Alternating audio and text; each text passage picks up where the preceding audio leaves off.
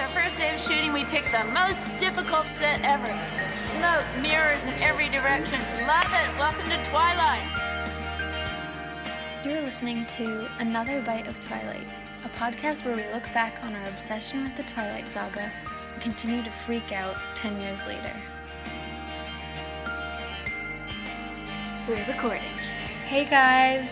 Hello. Welcome to the show. Whoa. We're a Twilight podcast. Welcome to the Twilight Podcast. My name is Mel. My name is Kel. And we're two cousins, and we're talking about Twilight. Yep, cousins. We got a cat next to us right now. Yep. Fitz. He's always trying to get involved. He thinks he's a co-host, so you guys might hear some commentary from him. He's sitting in the chair next to us. Unfortunately, we don't have a translator on hand. We don't speak cat necessarily, but... Necessarily. Let us know if you guys know what he's trying to say. What are we saying? Wow. It feels like a while since we've done a real episode, even though I guess it hasn't been. It feels like a while since we talked about Midnight Sun. Yeah. It's just crazy that we're still talking about it. I know. Yeah. And we have, shameless plug, we have a Patreon where we do mini episodes. Yeah. So that's what I meant by that. Yeah, if you guys care, if you need more Twilight in your life, or just someone to listen to while you're trying to sleep. Yep. Check out our Patreon. We do like mini episodes, and we kind of talk on there about things that we just don't have time to fit into our main episodes because they run so long. Yeah. We'll read a lot of messages from you guys, and yeah, we get pretty real on it. Yep. We name drop. Yep. Hopefully too many people don't start I know. listening to Patreon. If you know me in real life, maybe don't join. Yeah. I was thinking, though, I feel like we said this a long time ago, maybe our first episode, because we were shy, and we're like, oh, I don't know why anyone would listen to this show. Yeah, you could listen to this if you're trying to sleep, because it's nice to listen to people talk. But we sometimes scream on this show. This would not be a good show to sleep to. We literally, like, I'll be editing this, and we're like, we're going to do it right now. Oh, my God! Yeah. Listening, you're trying to sleep. I can't believe Yeah. That would wake you up so much. You'd get scared. Yeah, maybe. Yeah. Listen when you're waking up. Yeah. It will help you wake up. Yeah, true. I usually do listen in the morning if I am listening to it. Mm-hmm. Yeah. I've kind of taken a break from listening now. Our podcast. Oh my gosh. Yeah, I don't listen to it as much as, well, because I edit it, so I do listen to it every time. Yeah. But then I used to listen to it again. But it's getting, It's hard sometimes to just listen to yourself talking. Yeah. You know, it actually wasn't that hard in the beginning. I was like, I like it. I listened to the episodes over and over again. Mm-hmm.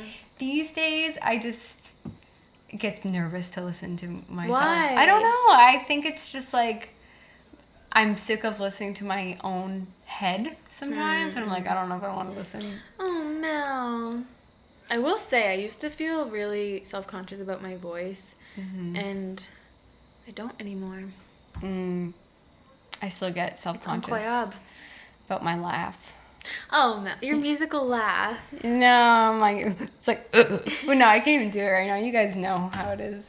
So. Many people in my life have remarked to me about my laugh. I had a roommate once, and she went home for like the holidays, and then she came back, and she started mimicking my laugh. Oh no. And then she goes, I went home and I was laughing like that, and my mom was like, why are you laughing like that? And she's like, I think I picked it up from Mel. And I just felt so embarrassed because I wasn't even aware. Wait, I'll cut it out, but who was it? Beep. I'll cover it up. I haven't used a sound effect in a while. Yeah. Because when we do the movie ones, I used to like to put in like sound clips, but doing the book, there's really no sound clip. Yeah, exactly. I don't know, can you think of a sound for...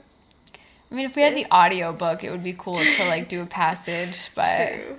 Then we'd get taken off YouTube. I know. You'd have to file dispute claims. That happens every time. Yeah. Anybody that listens on YouTube, I love you guys. You guys are so sweet. Thank you for listening. But I'm sorry, the YouTube is very inconsistent. Like, I'll often upload it later, or it gets taken down because of copyright stuff. Yeah. And there's always problems with it. So Yeah. it's the bane of my existence. If you guys are listening on YouTube and have any problems, I think that there's like a ton of free places to listen to the podcast. Like, you really don't have to pay for it anywhere. Yeah. Like, It's just, if you have an iPhone, it's on the Apple Podcast, it's on Spotify. If you just Google it, like, there will be places like right on Google that you can listen to it. Also, I'll continue to put it on YouTube, but I wouldn't recommend it. Yeah. If you want to see what we look like, we used to record videos of us, so you could see that. But yeah, sometimes I put a little effort into the videos, and sometimes I don't. I'm sorry. This sounds really bad. I'm like making our own podcast sound bad. I used to put more thought into like the pictures and stuff. It's a podcast first and foremost. Like, it's a podcast. Yeah. Yeah. That's what we are. True. One shameless plug, guys. You should give us a review if you want to. Yeah. If you haven't already, on Apple Podcasts, you can give us a 5-star review. If you want to give less stars, just don't bother. Yeah, because that actually apparently really does help. But I hate being like that person telling people to do stuff like that. We never say that though, so yeah. Don't hate us. Don't hate us. Don't hurt her. Don't hurt her. Don't hurt Mel. Don't hurt her. Don't hurt Mel by giving her a bad review. Well, so speaking of, I guess, bad reviews, in our last episode, we gave a bad review of black licorice. Because it's Bella's favorite candy. That's why it came up. And it weirded us out. And we didn't like it. And then the people answered. We heard from you guys. And a lot of people actually like black licorice. Yeah, a lot. I mean, it's polarizing for sure. Is. A lot of people. So divisive. Yeah. You really are kind of one way or the other, it seems. Yeah. From what we've heard. A lot of people did agree with us, thought it was nasty. Most of those people were also American. A lot of people from Scandinavia seem to like it, though. Mm-hmm. A lot. And we're defending it. Yeah. Like the Netherlands, Northern Europe peeps. Yeah. Love you guys. Got a plane to catch. So we thought it would be cool if we tried it, because neither of us have had it for a few years. Yeah.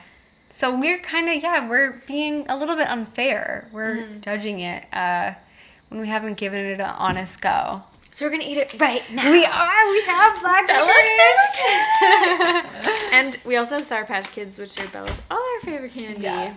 And we also have some blood to drink. Yeah, that'll be at the end. Yeah, at the end of the episode, stay tuned. We're going to drink some blood. Yeah. Got in a little cup here.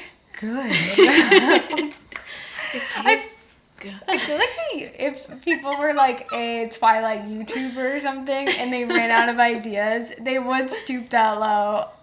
Like we're about to. Yeah. Because we're actually going to do it. We are. At the end of the episode. What if we put that in the title? I know. Our titles are like serious though. I know. That's another thing. On the Patreon, our titles are funny. Yeah. Okay, so I'm going to open this. Oh my gosh. I'm also opening the Sour Patch Kids. Even though. I'm going to cut out us chewing though because it bothers me. I know some people like it, but I'm going to smell it. Oh, you can smell it. You can smell it. This is also organic. It's organic, yeah. Made with natural ingredients. Only 4 ingredients. Molasses, wheat oil, licorice extract, and aniseed oil. And it's made in Finland. Wow. And also the shape of it is really triggering. Oh, yeah. We have that. Mel and I both have. I don't know if it's because we're cousins. Yeah. What's it called? Tryptophobia or something? Yeah. Fear of holes. Oh, God! They're really small holes. Yeah, I'm really creeped out by holes. When I first sniffed it, I thought it smelled good, actually. But if you do it a little deeper... Oh. What is it? It must be the licorice extract that we don't like. Because I feel like molasses sounds fine. Yeah, it doesn't smell that bad. It makes me feel like... It smells a little better than other brands I've had, I think. I have 2 pieces. This is the Panda brand. They're a sponsor. Just kidding. No, they're not. We don't have any sponsors. Okay, should we try it? I'm scared. Looks like an eraser. It is. It's kind of cool in a way. Yeah. Alright. All right, we're going to eat it. Not that bad. It's taking me forever to chew. Okay, the flavor is like hitting me. I feel like this tastes different from other ones I've had. I don't know if it's because it's natural. Yeah, maybe. It's actually not that bad. It's not that bad. It doesn't taste that different from red licorice. I know. I'm Almost puzzled. tastes a little chocolatey to me I right know. now. I'm kind of confused. Not as bad as I remembered. I wonder if a Twizzler would taste like this. Have we just had worse black licorice before? I don't know, because It it's wasn't that bad. No, it wasn't. I thought it was going to be like, I needed to like drink water after. I'm going to have another one, guys. I'll have another one too. This is Bella's favorite candy. Yeah, favorite I do think is like... I don't know if I would snack on this like all afternoon or whatever. No. I do like the texture of this brand. Again, not sponsored. Second go, it's like... Yeah, actually, I feel you. Why is it this? Yeah, I'm tasting it more. For some reason, it is really bringing back like a sensory memory of me, for me, being at my childhood friend Lauren's grandmother's house. I don't know Wow.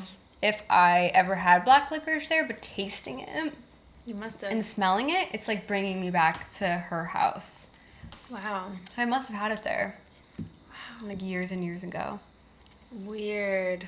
All right. All right, yeah. I thought it was going to be more I do dramatic. I do feel like though I'm not gonna be compelled to keep eating this. Like, No. This will be in our cupboard probably, and I don't know if I'll eat any more. I don't think I will either. It does taste like... It tastes like an old person snack, actually. It does. I will also... Love old people. Nothing wrong with that. No. You guys are wise and cool. I'm gonna have a Sour Patch But- Kid now. I'll have one too. See, like, This is Bella's other favorite candy. it's actually a huge contrast. This is so sweet. Yeah, this is kind of crazy. This is kind of like the epitome of, like, I know. very, very sugary processed candy. Yeah. We have another one. It's a little addicting. Weird. Oh, Bella. Wow. We did it. We did it. I do like Sour Patch Kids. My friends in high school always ate the Sour Patch watermelons. They would be at like every hangout. I don't know why. What like is a Sour huge Patch? bag of them. They're in the shape of watermelons and Oh, yeah. watermelon flavor, I guess. Yeah. Watermelon sugar. Hi. Watermelon sugar. Hi. It's the Watermelon second sugar. time that's come up on right? I just have something random to say. Random. Has nothing to do with Twilight. Listeners, have you noticed this past year or two? Here are some top songs that have come out. Watermelon Sugar. Don't know if I could ever go without Watermelon Sugar. Tastes like strawberries, whatever. Justin Bieber. Yeah, you got that yummy. Yeah. And then this new WAP. WAP. What do those things have in common? And juicy. What do those songs have in common, guys? Wet and gushy. And why is that? Yeah. Why is this a trend? Well, it's kind of like that Emily Wilson video where it's like editors are like, yeah. women orgasm. They can have orgasms. Yeah, in And 2019. In 2019, and now it's like 2020. It's like vaginas, big. We don't talk about them enough. We could use this in a song. Yeah. Emily Wilson's this comedian girl, guys. She's awesome. She's the one I accidentally started video chatting or something Yeah. on Instagram when I was drunk at a bar one time. She didn't pick up, but I accidentally did something. So She's so cool. should we get into Midnight Sun? Let's get into it. All right. Took us 15 minutes, but Faster. that's okay. Faster than usual, actually. Yeah. Okay. Midnight Sun. Ooh. Maybe I'll put some wind chimes in. Midnight. Can't promise that. I might not find it. Midnight sun. Vampires. Twilight. True love. Romance. Forbidden. Torture. Inner turmoil. Yeah. Self-loathing. Stalking. What else? Blood. Death. Resurrection. Loss and death. Fashion. But I've also never felt More alive. What did she say? Myself. More myself. When I was watching that, I watched Eclipse the other night with someone, and I kind of like scoffed at that part, and he was like, "What? Why? What's wrong with it?" Wait, that's so weird. Maybe I just overheard it, but I was really thinking about that scene the other day. Really? It was on as I was like falling asleep. And so I think it was like coming into my like sleepy thoughts. Yeah. Just thinking like, that scene is okay, but I think it is kind of cheesy. It's got like the dramatic like Eclipse music playing. Yeah. I'm sure, I bet I'm repeating myself. I think I said this in the Eclipse movie episode, but I don't know. I just don't buy it.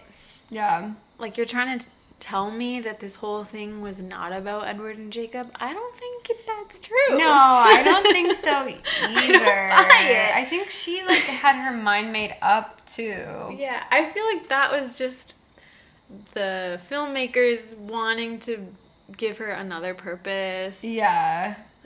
And yeah, it is true that some of it is about what life she would have, but she's like, this wasn't a choice between you and Jacob. The choice between Yes, it was. who I am and who I should be. Is that what she Yeah. says?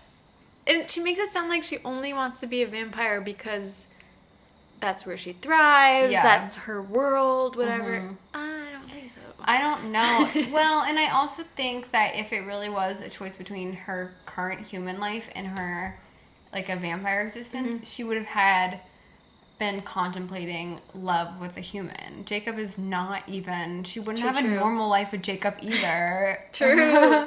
I know. It's not a normal, like, human experience dating a werewolf. I know. Boring. Isn't that, like, just as, like... I know. Isn't that weird? Yeah. They do treat it like, oh, you would have a normal life. Yeah, they act like that. Like, Really? no, Would it be that wouldn't. normal? I actually think it's, like, less normal. Do you guys agree? Like, he's literally turns into a different species. Yeah. At least her and Edward can always look normal together. Mm-hmm. Whatevs. Mm-hmm.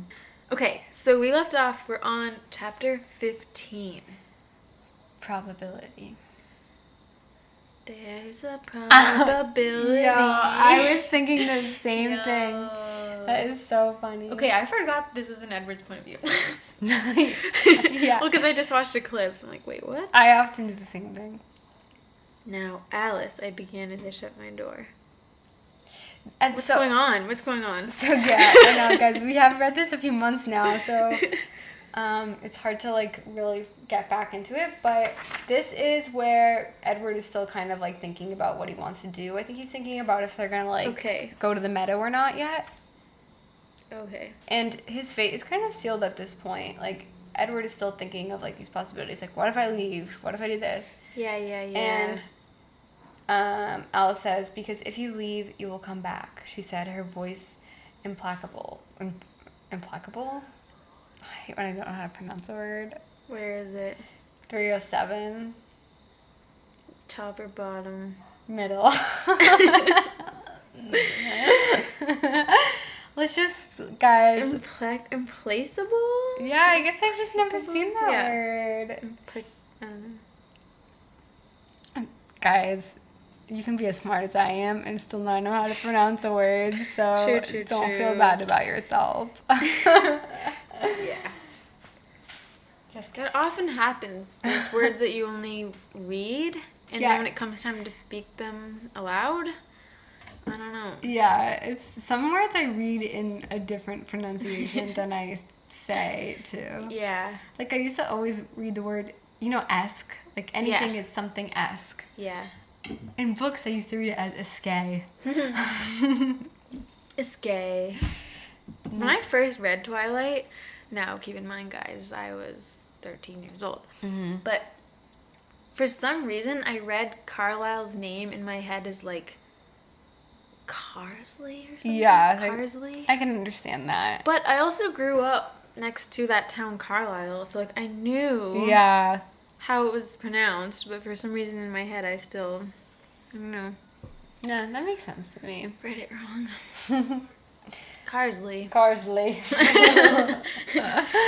Good old Carsley.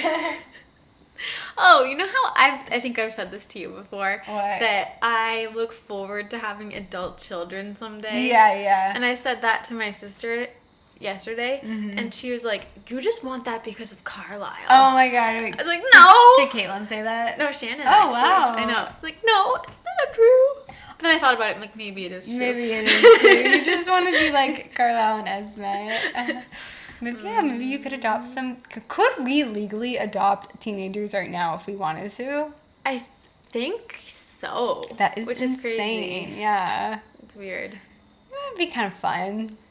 It could be like How an could Uptown Girls How could thing. I be a mom of a teenager? I know. Well, okay, how old are we? No, it still wouldn't be possible. No. I could have a 10-year-old. Yeah. If you had a baby at 13, would they be a teenager now? They'd be 12. Okay, almost. If you had a baby at 12, they'd be a teenager. That would have never happened. Yeah. That wouldn't have happened for me either.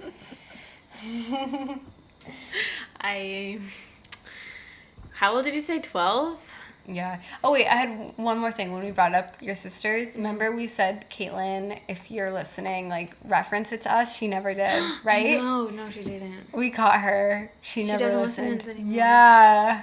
She's been busy, though. She has to been. be fair. Yeah. She hasn't even been watching movies. Oh, my God. That's really crazy. Or TV, I'm pretty sure. From RAing? Is that what she's busy? Yeah, yep. My sister, I don't know if anyone cares. No offense, Caitlin. No, what am I saying? No, people do care, I'm sure. My sister's an RA. Yeah, she's busy with that and school. Mm-hmm. And her newfound obsession with Larry. Oh, Larry. Louis and Terry. That is taking That takes up a lot of her That takes up so much of her life. Yeah. She's more obsessed with them than I was with Rob and Kristen. She made a timeline of everything. Actually, would you like to see it later? It's Yeah, kinda cool. I would. She's so obsessed, and it makes me feel better about my fandom obsession in the past, and currently, I guess, still. But it's funny how she gets like really excited about things, and she'll be like, "When this happened, it was monumental in the fandom." I know. It's like you weren't even involved in the fandom then. She's new to the fandom. Yeah. This was crazy. But she's jumped into the deep end. Like she's fully immersed. She's like leading it now. I know. So it's never too late, guys. No. To get into something. We know that. Anyway, yeah, so Alice is basically telling Edward it's too late, whatever. Like, he has to go to the meadow, right? With her. That it's inevitable for some reason. And Alice thinks something really interesting. She says, well, in her thoughts, she says, there weren't pleasant things about some of the visions she saw. At some point, if you hadn't come back when you did, if you'd never left her, you would have come back for her anyway, to hunt her. So, like... Oh my god. If he really did stay away, it actually would have harmed Bella more, because he would have killed her. Don't hurt her! Don't hurt her! That's a weird laugh. Okay, on 309, do you have something before that? No. We have, once again, a reference to the pomegranate seeds, which, you know, I've said before, I don't love it. It's a little too on the nose to me. Yeah. Too over the top. One too many pomegranate seeds, and she was bound to the underworld with me. I do like the underworld part. I like the second half of that sentence. And, yeah, it's interesting to me that Alice is saying his odds, basically, of Bella's surviving, it's 60-40-ish. Maybe even 65-35. There's still a good chance you won't kill her. Crazy.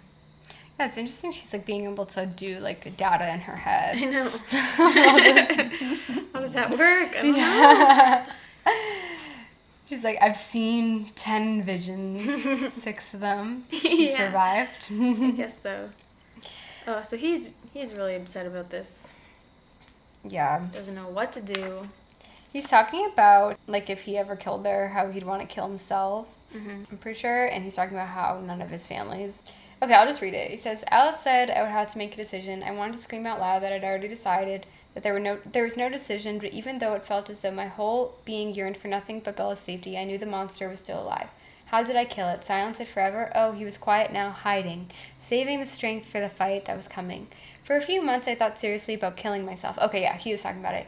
It was the only way I knew to be sure that the monster didn't survive. And he's talking about, but how? Like, none of his family members would. And he even says, even Rosalie, who I'm sure would claim to be angry enough to do it, who might bluster and threaten the next time I saw her, would not. Because even though she sometimes hated me, she always loved me.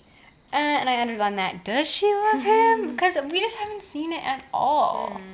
I know. Maybe in the past before Bella showed up, but I think if you really loved someone, I mean, a little bit of unselfishness would creep into her thoughts of being like, I'm happy he's happy, or... I know. If anything, she just seems like more possessive of him than loving him.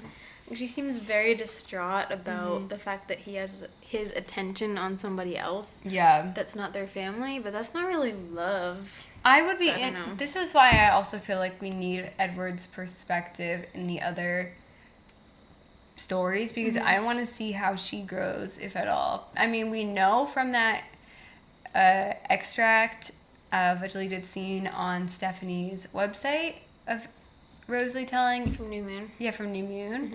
Rosalie telling Edward that Bella died. She has not changed at that point.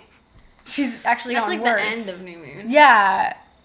So does she change in Eclipse? And you'd think that seeing your brother be so depressed that you would feel for him. Yeah, and you'd say, I just want you to be happy. I don't care. She's awful. She is. She's truly awful. Wait, but we kind of skipped on 310. Alice says, I've seen a third way, Edward. If you can get through the crisis, there's a new path out there. A new path? I echoed blankly. It's sketchy, but look. So first of all, the other two paths are either she dies or becomes a vampire. But this was so interesting to me. In this vision, it says Bella was not a girl but a woman. Her legs looked a little longer, as if she'd grown an inch or two, and her body had rounded subtly, giving a new curvature to her slender frame. Her hair was sable dark, as if she'd spent little time in the sun during the intervening years. Not many years, maybe 3 or 4, but she was still human. Joy and pain washed through me. She was still human. She was aging. I don't know, that was crazy to me that she saw Bella like a few years from now. Yeah. What would it have taken for that future to be possible? Like, what did they do that was just having sex? How, maybe if Bella had agreed to go to college and do that whole Dartmouth plan like they originally were going to, but they still probably would have gotten married. Maybe. They would have just had to have not had sex, I think. Yeah. But how, I feel like that was going to happen though. I know. How are they going to avoid that?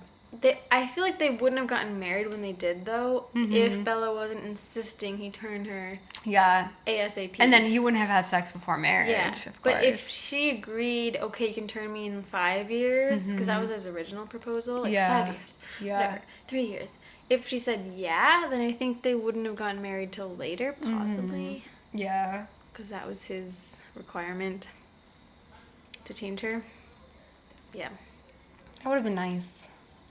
It would have been nice. Oh, I like how also on 311 it says, I drove in silence to the edge of the national park. Yo! Olympic National Park! It's an amazing place. I love it. So he's going hunting before to, like, strengthen up himself and to mitigate his thirst. It's sweet. He says, I really shouldn't. The park's lion population. Just he's thinking about what a stuff good like that. Yeah. And then I thought, oh my god, wait, mountain lions. That is so cool that we have them in the United States. I know. That's actually really cool. When they're talking about lions, it's like we have our own type of lion I know. here. It is cool. Huh. I'd be really nervous to see one. I know. I mean, obviously none around like here. We have coyotes quite a bit here. That's kind of like our wild animal. Yeah. The most True, dangerous. deer, fox, lots of raccoons. Chipmunks. A lot of like woodland. Lots of turkeys. creatures. Actually, turkeys. I feel like turkeys are the main animal in Massachusetts. Oh my god, turkeys so are weird many. too because they hang out in like the same spots all the time. Yeah, They like and live in in big just like groups. one person's yard. Yeah. They're always in the cemetery.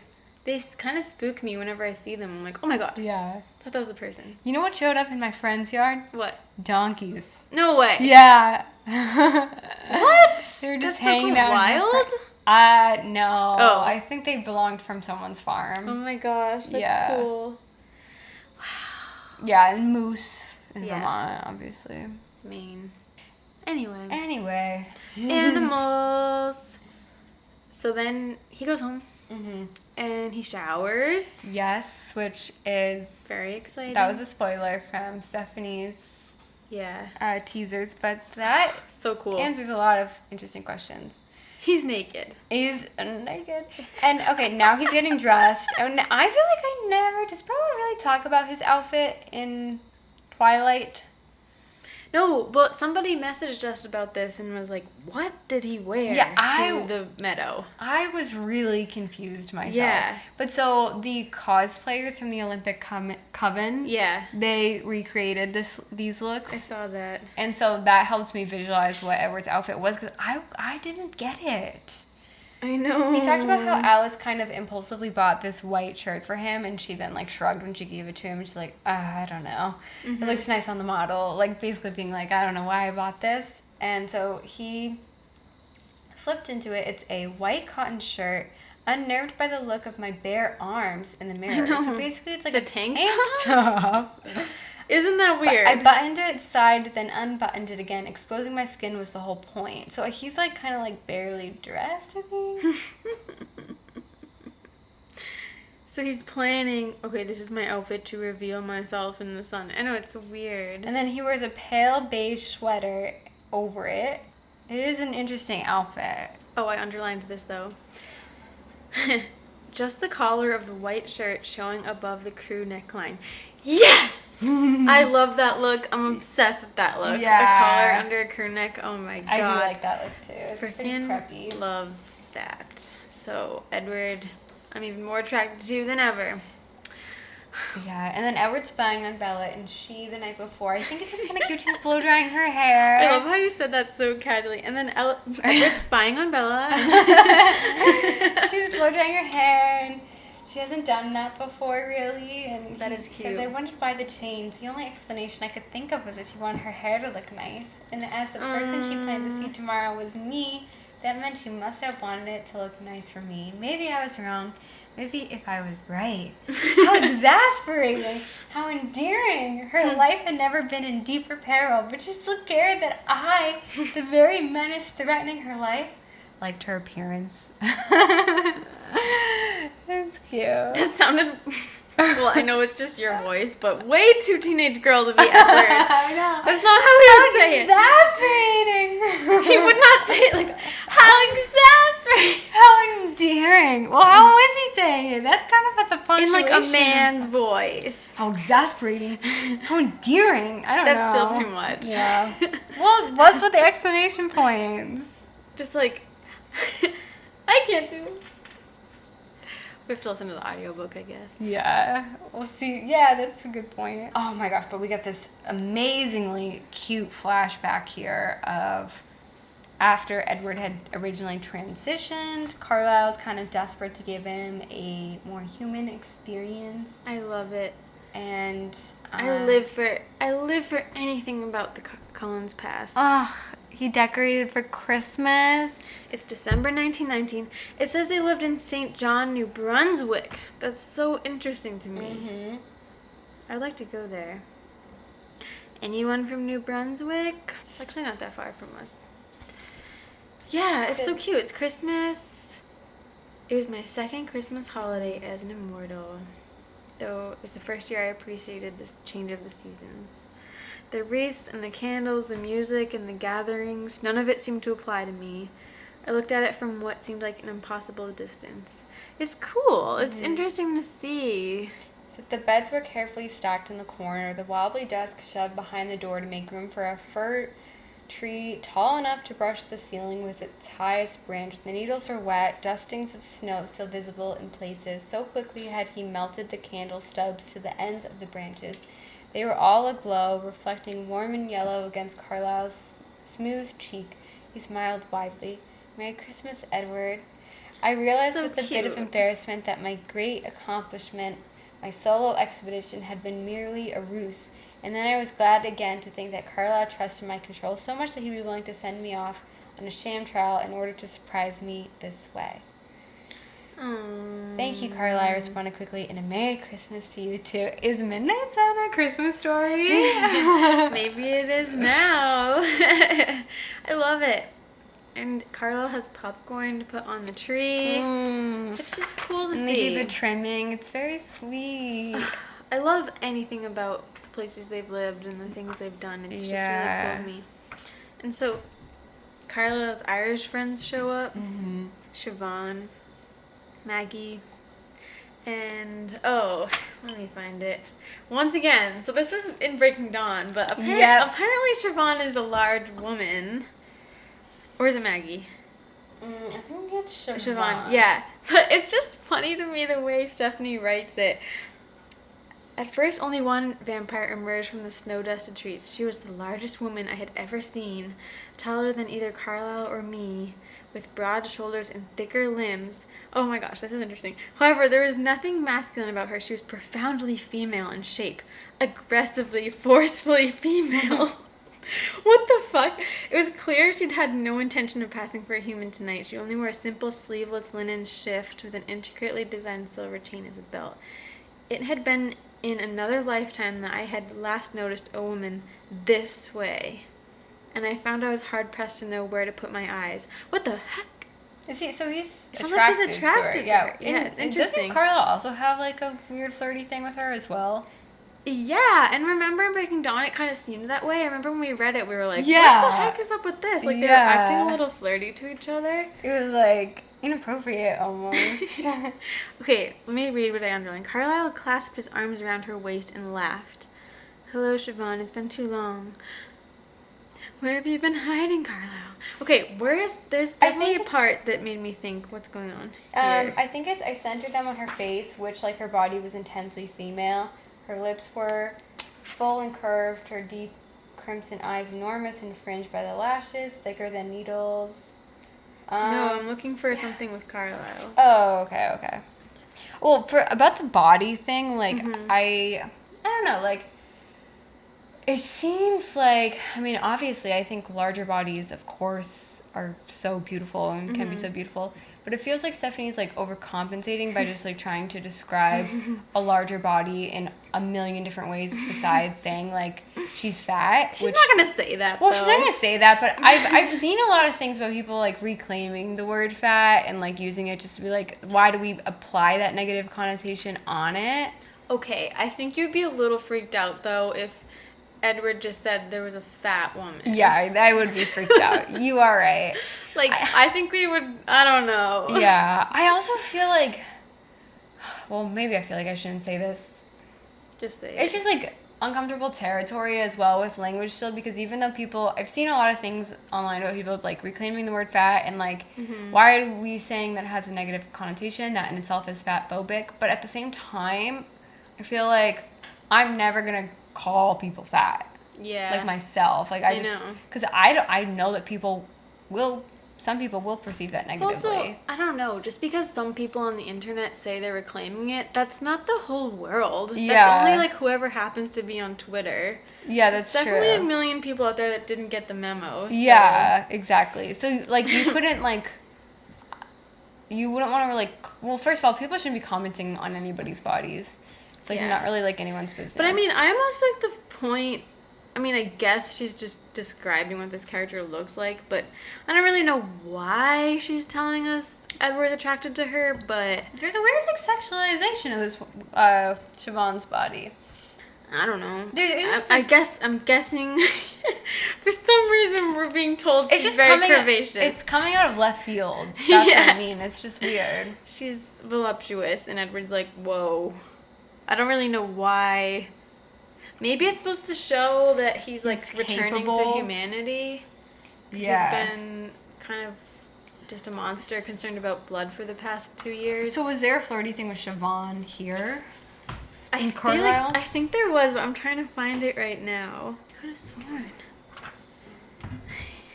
Well, she thinks about him so pretty.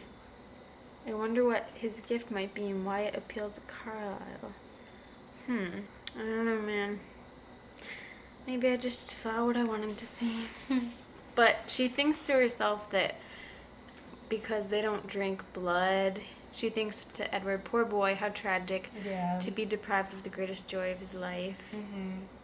And Edward says, I was taken aback by her thought, only comprehending when she used the word gift exactly what she meant before, when she presumed there must be something special about me, but I'd had enough practice by now to hide my action from her interested in eyes. Something really nice about Edward's gift that I had never really thought about before is that, you know, other vampires can't really remember their human lives that well, and obviously he can't either to like a very vivid degree, but it's nice that he can see his mom through Carlisle's memories. True. That is nice. But yeah, later at the end of the chapter, he is now remembering this memory because he thinks the greatest joy of this life, he now thinks is Bella. He sees. Feels like he understands it now. And then I thought it was funny. I don't know why. It says my phone vibrated silently in my shirt pocket. I whipped it out, saw the number, and held it to my ear. I don't know why. Edward having a phone is just funny to me. Yeah. And I love the end of this chapter. What I was doing was basking, drowning, wallowing in my love for Bella. I didn't think it would be difficult to keep doing that. I love how just emo he is. I know. Basking, drowning, wallowing. Yes, those are my main hobbies too. So the next chapter is chapter 16. The Knot. Jinx. We learned some more random things about Bella in this chapter. I wrote at the beginning of the chapter. As Right. summary. He goes to watch her sleep again, which annoyed my mom a lot. And so then they match, which is cute. Wait, before this, I Yeah. don't know why I just love this line. I had worked myself into a fine dark mood by the time I dropped from the shadows of the tree and crossed her front lawn. I don't know why I like it. I worked myself into a fine dark mood. I don't know why he's in a dark mood though.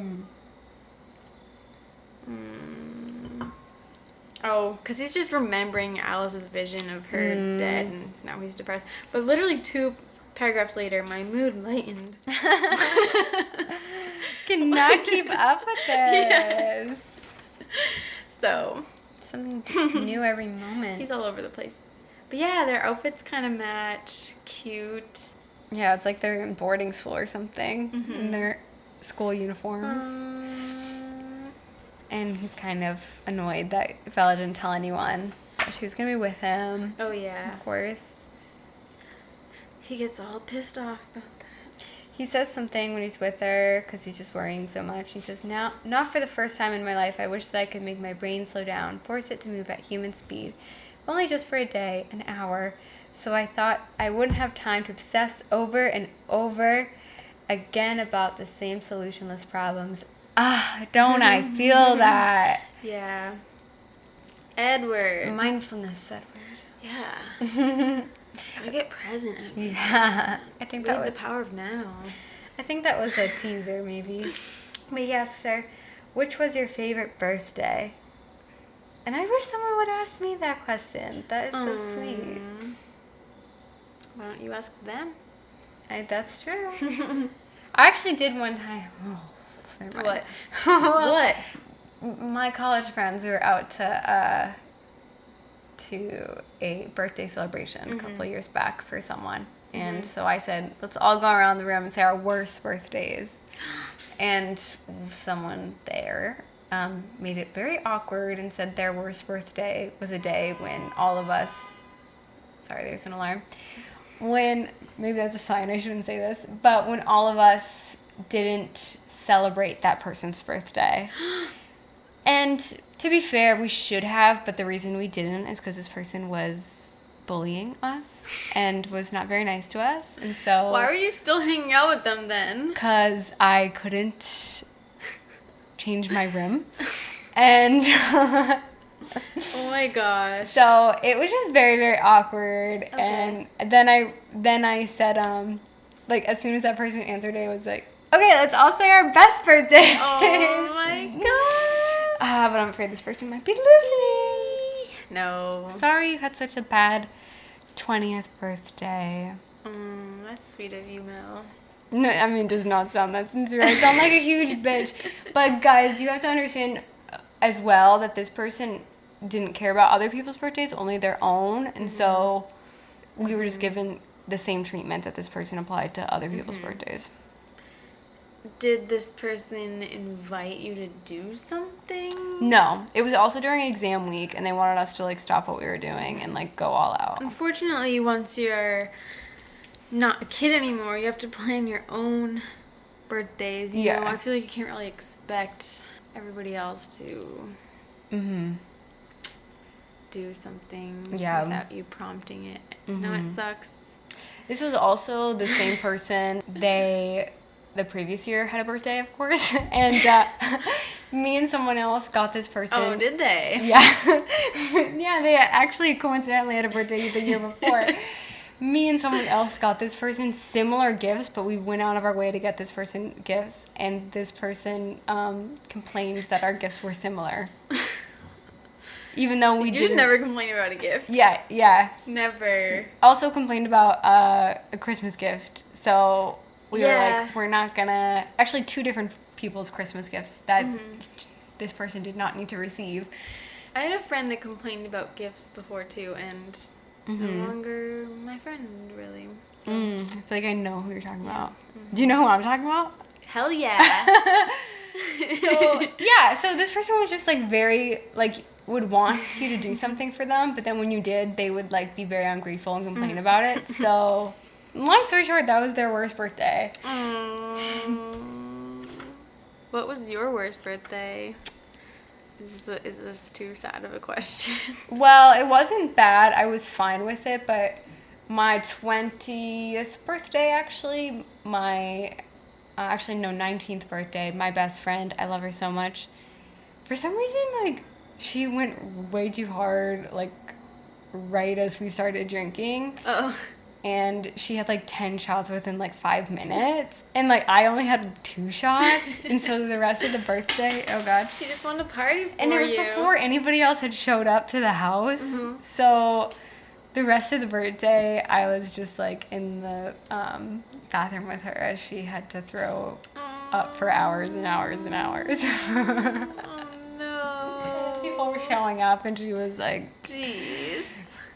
Really out of it. Man. But it was fine. Like, we laugh about it, and it was only my 19th, so. That's good. I mean, really, they are, yeah, birthdays are special if you want to see it that way, but also, it is just a day. I don't know. What's your worst birthday? I feel like all my recent ones have been pretty good, but I think when I was little, I remember one time, just being in the car with my family. It was my birthday, and everybody was like fighting, and I remember I was crying because I was being yelled at or something, and I remember thinking that was my worst birthday. I think I was like 10 or something. Aww. Yeah. My 13th birthday, a girl in my like friend group actually threw a party for that day and invited everybody but me. So sad. On my birthday, and guess what? I asked if I could go, and she said no. So what did you do? I cried in math class, and this really cute boy was sitting across from me and noticed I was crying, And he was really, really, really sweet about it and was like, "Are you crying?" And I was like, "No, I just have allergies or something." He is so attractive to this day. And I actually saw him in a train station about a year ago. And he actually moved away after 8th grade.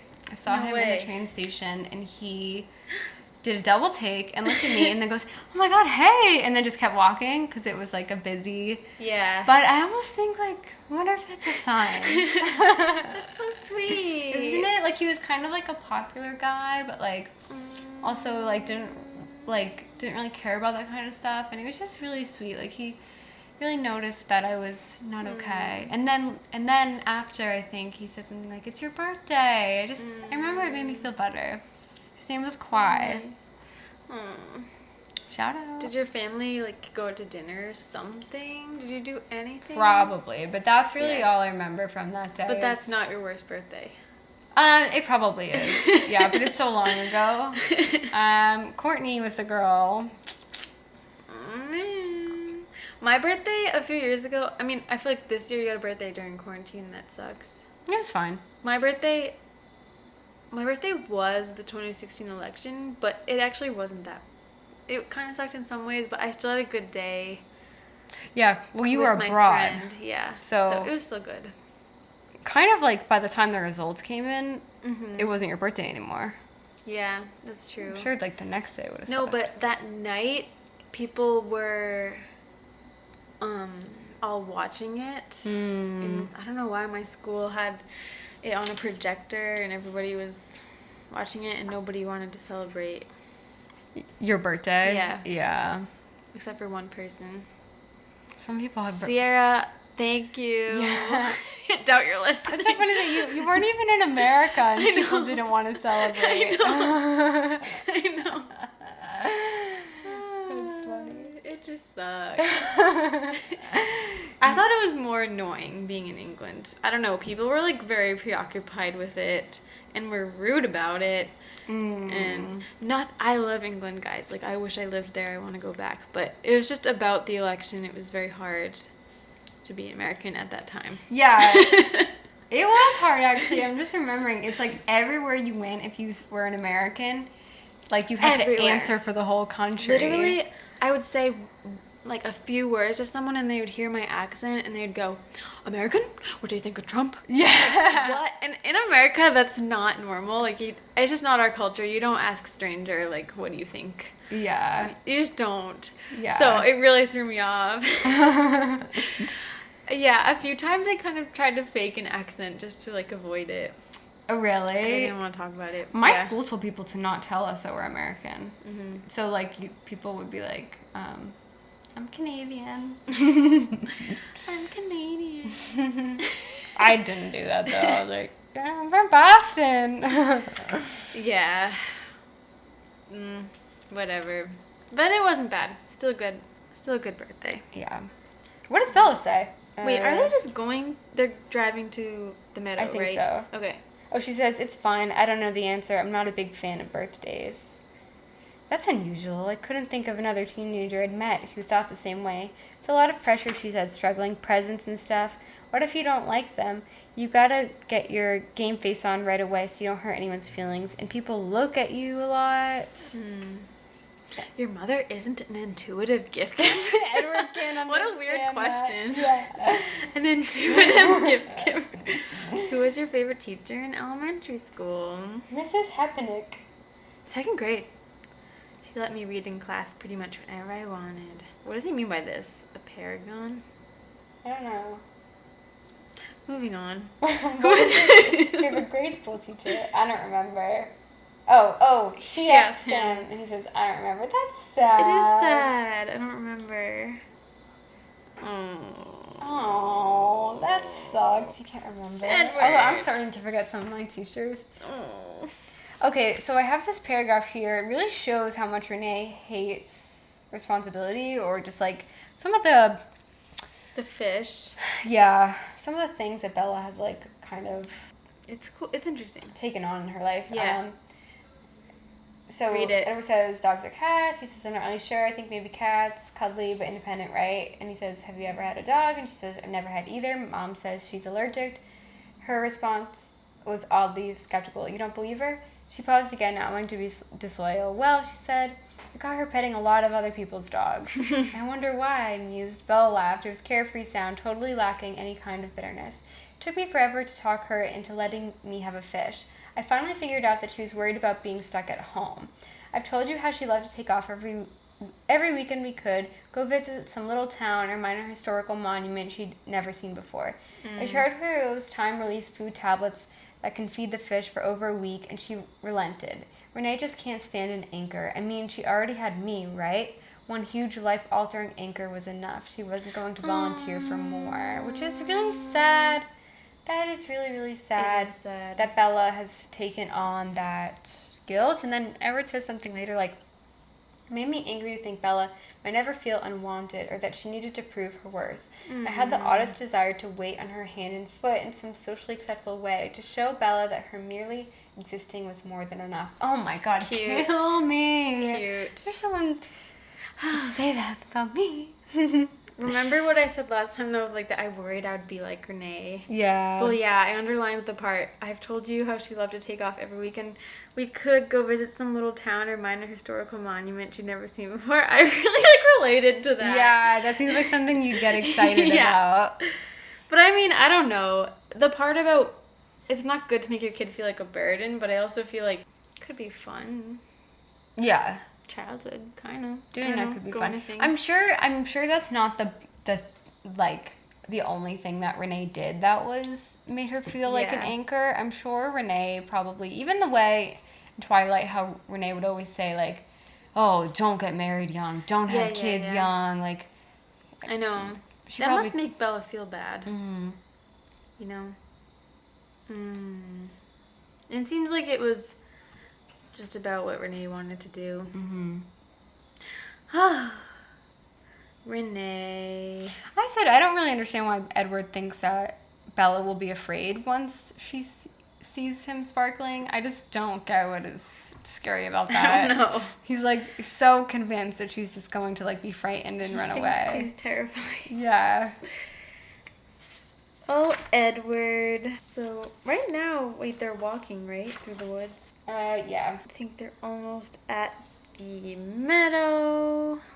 She says, "Are we there yet?" And he says, "Nearly. Do you see the brightness ahead?" And she says, "Should I?" And he says, "Maybe it's a bit too soon for your eyes." A shrug. "Time to see the optometrist." How do you say it? Optometrist. Optometrist. Time to visit the optometrist. Kind of She's nerdy. funny. Yeah. She jokes. Yeah, and then the chapter ends. He says, I closed my eyes as I stepped into the sunlight. Dun, dun, dun. And here, Stephanie fills in, I guess. I was missing Yeah. in Twilight. Okay. Yeah. Okay. Okay, chapter 17, Confessions. Yes, so this wasn't in Twilight. He feels the warmth against his skin, and then Bella screamed, Edward! I thought this was interesting. She was running right at me in a collision course, her mouth open in distress. Her hands were half extended toward me, and she tripped and stumbled her way through the long grass. Her expression wasn't frightened, but it was desperate. I didn't understand what she was doing. I couldn't let her crash into me, whatever she was intending. I needed her to keep her distance. I raised my hand again, palm forward.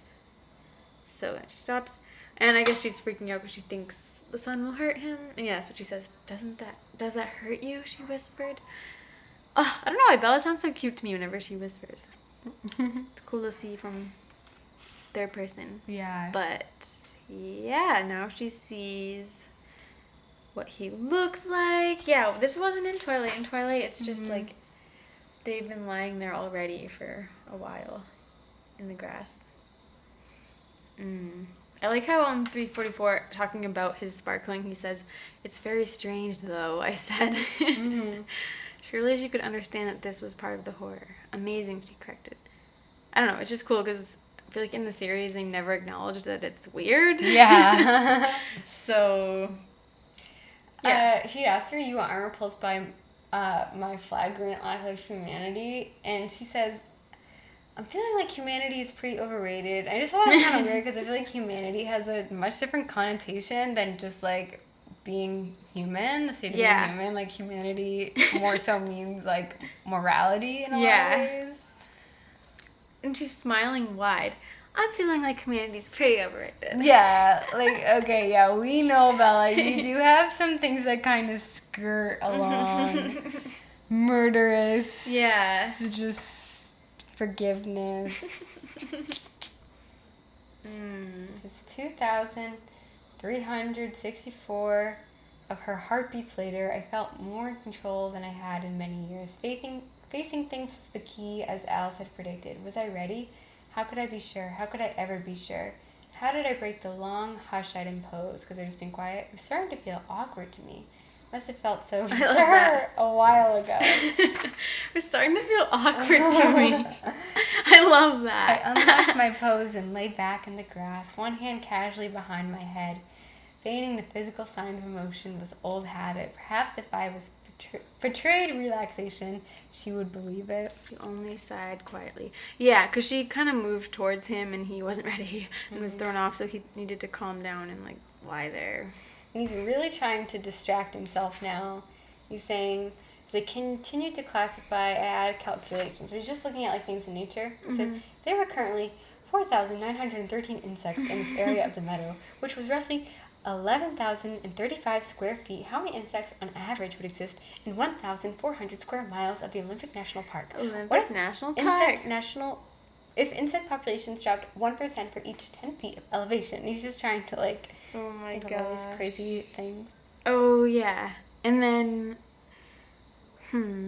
I guess he's right now he's really trying to like push through his desire to kill her, to drink her blood. Yeah. Because this is the moment basically that Alice saw. Ooh, my computer just okay, still recording. Alice saw in her vision that this would be make or break. Like either he's gonna drink her blood or he's gonna push past it. This is like the knot that they talk about. Yeah. Because she saw all these visions tangling in a knot. And until this moment happens, she doesn't know what would happen afterwards, basically. Yeah, and I think it's interesting too. I remember this in Twilight that he thought of the songs he'd heard most rarely in my century of life. Nothing common that I'd played more than once. Tunes I'd heard walking past the open door of a bar, peculiar family lullabies listened by children in their cradles as I ran by in the night, discarded attempts by music students writing their theater projects in the buildings adjacent to my college classroom. I mouthed through the verses quickly, noting all the reasons each was a doomed failure. And then Bella says, "Did you say something?" "Just singing to myself," I admitted. Okay, in Twilight, I always interpreted that moment as him being really happy. Yeah. And like in love. And that he was singing to himself because he was just in such a good mood. But it's so strange that here it's like him trying to distract himself and he's thinking about songs he heard once, singing them. It's just weird. Like, did Stephanie always know that? I know, that is so interesting. It's a completely different meaning of what you think it is. Yeah. That's what scares me about things, is you can perceive something one way. Oh yeah. I know. Just singing to myself. You just don't know what the intention is in people's thoughts.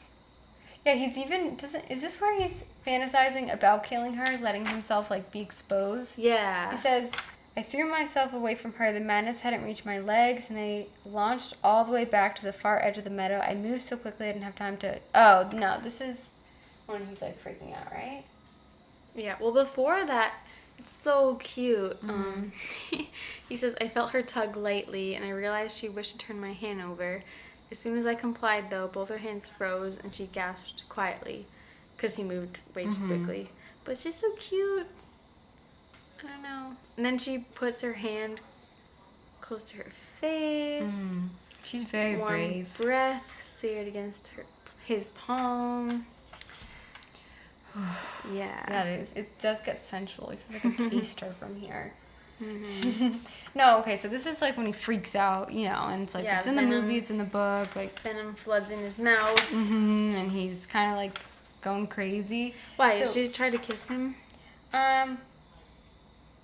Yeah, it says, I realized how close our faces were, her lips closer than they had ever been to mine. No longer smiling, parted, she inhaled through her nose and her eyelids half closed. She stretched closer as if to catch more of my scent, her chin angling up half an inch. Oh, poor Belle's trying to kiss him.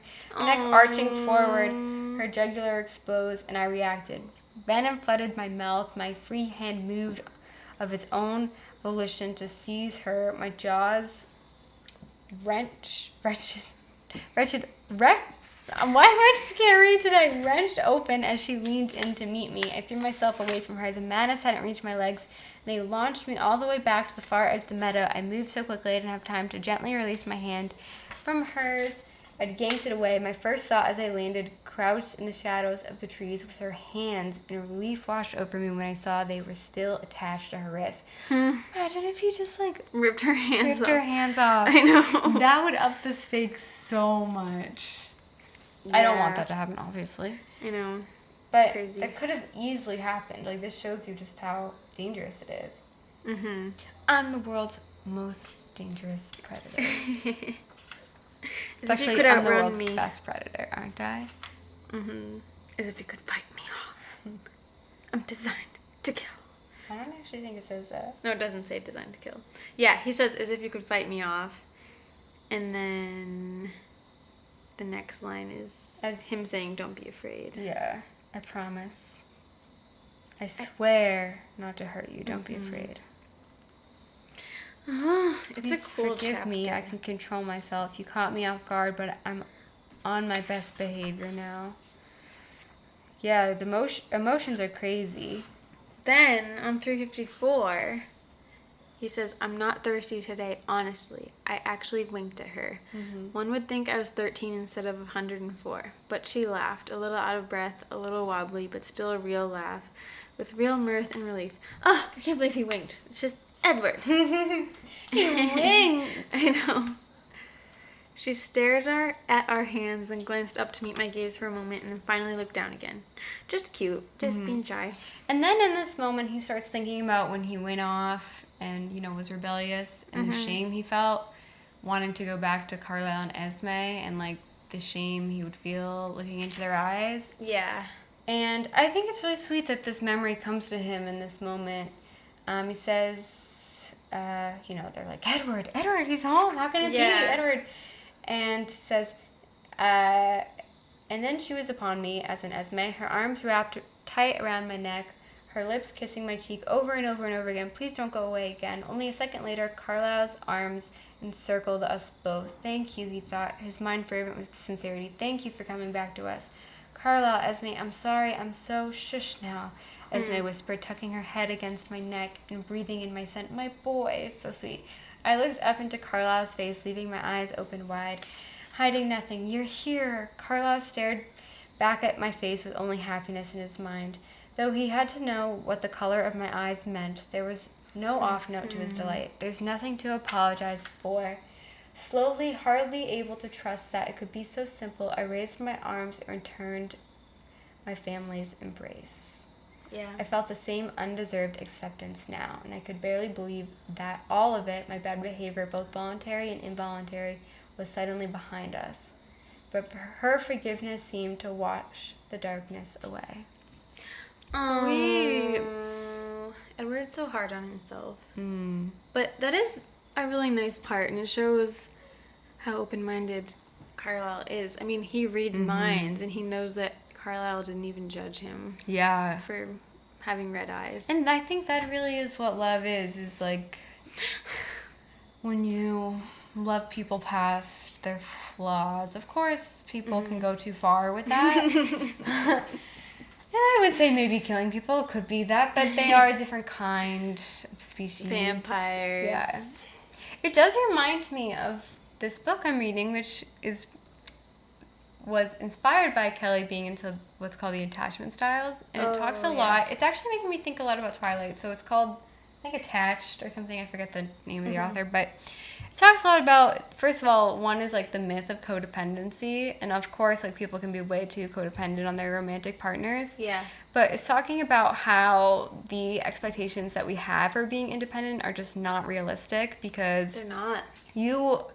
there'd be something wrong if like you felt like you didn't rely partially on the support of a partner. And true. it talks about how it's kind of like romantic partners in a way. Their emotional support that they provide you mimics the emotional support that you would get from a parent. Yeah, it is like that. And also, I mean, I think it's good to be as independent as you can be and love yourself, whatever. You don't need someone to define you. But yeah, I mean, humans need other people. yeah. Like, babies can die if they don't have touch, you know? Yeah. Like, we need other people. So I think that's cool that book talks about that. Because Yeah. I do think people get a little unrealistic with the independence thing sometimes. As if there's something to be ashamed of to, you know, have attachments to people. I don't think that is anything to be ashamed of. Yeah. It makes me think a lot about Bella and Edward. They definitely go to the extreme. But it talks about how some people, having a partner, like there's nothing to be ashamed of. Having a partner motivates you more to maybe pursue your dreams, or like that's what you should want, is like a partner who like having that support is like what gives you the bravery to do things that like you wouldn't necessarily do, or like to like engage in your hobbies more. Kind of like I had an example of like babies when they're young, their mom leaves the room and they're so distraught about their mom leaving the room that they stop playing with their toys. Yeah. And they can't really play with their toys or like think in the same way until their mom comes back into the room. And if that's in us from birth, then like we shouldn't be ashamed if that is always a need that we are going to have even into adulthood. Yeah. You can't really deny yourself that. True. I mean, yeah, it can be just something. Sometimes you just need someone to believe in you. If you're thinking like, oh, I kind of want to go back to school, but I don't know. But like having someone that really knows you, and they still think you should do it, then yeah, I think that is an ideal relationship. Yeah. You don't want to have one, though. I think an unhealthy one is when your partner limits you. Yeah, and you're codependent on like the someone, things you want to do. Yeah. The person you want to be is actually prevented because of I don't know, maybe you're afraid of outshining them, or like they might perceive it as abandonment or something if you do something. I don't know. Yeah. I actually feel like Edward wants Bella to be the best she can be and do whatever she wants. Yeah, you know? exactly. I think so interesting. too. I think they both seem kind of healthy for each other, actually, in a lot of ways. Like, they both do. Yeah, it's perplexing. And that's what drew me to Twilight, is they both do love each other in such unselfish ways. Yeah. Like, they love each other do. in a way that is so beyond themselves, or beyond wanting validation. I mean, I think that they both get jealous, but I honestly feel like, I mean, we know Edward would be fine if Bella wanted to be Jacob or whatever. I also feel like Bella would do the same to him. Like, if that's what you need. Even when Edward broke up with her. Yeah. She said, you don't want me? That's different. You know? Yeah, like, yeah, she wasn't begging him, like, want me, stay. Yeah. She wants... Pick me, choose me. Yeah, she only wants Edward to be with her because, like, he really wants to be there, you know? Whereas Jacob doesn't really care what Bella wants. I know. He's trying to tell her, you don't know what you want. She's not sure what she wants. Yeah. Sorry, Team Jacob people. I know. Anyway, man, I think we should have an episode someday where maybe we could talk about attachment styles. Yes, that'd be really fun. Myers-Briggs. Yeah. Maybe we could even do astrology for you people that like that, but I don't. But we could still do it. I think we would need to have like a guest on that episode.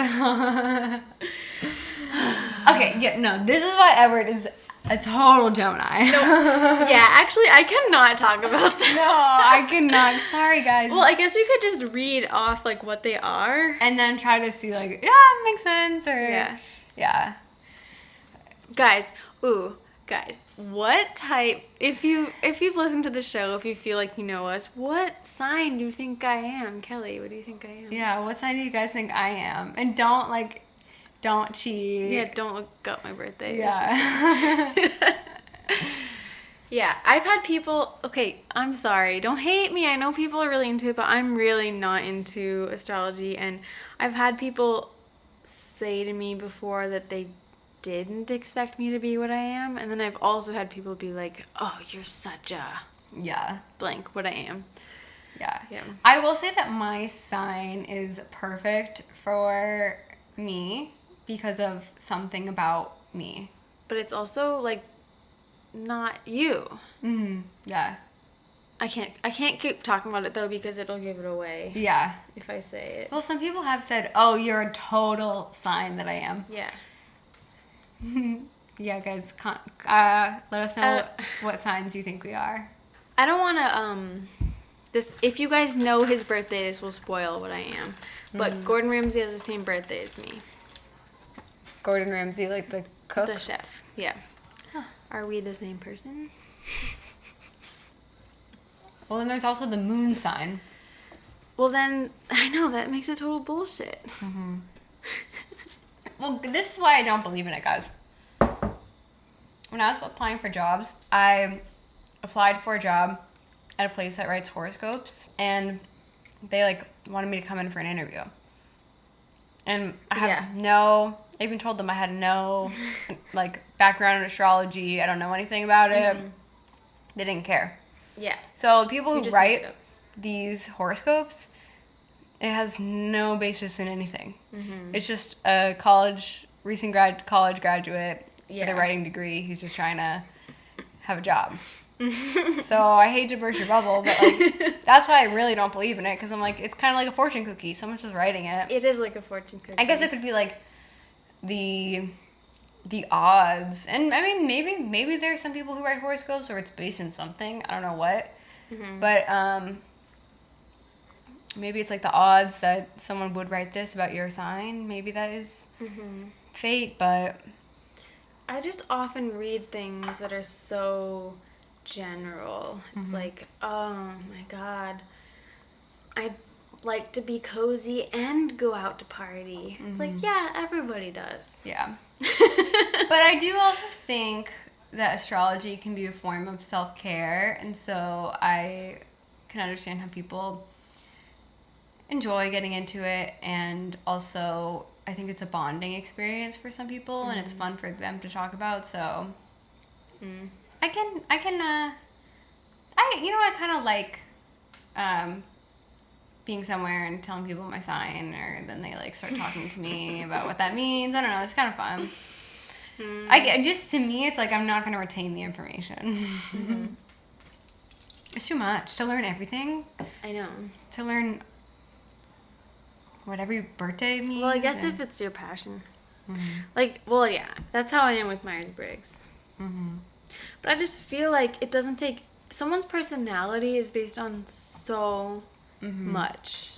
Yeah. I mean, the way you're raised, like, your birth order... Yeah. Just your family history, whatever the... Like, I don't know, it's kind of a mystery where our personalities come from, but...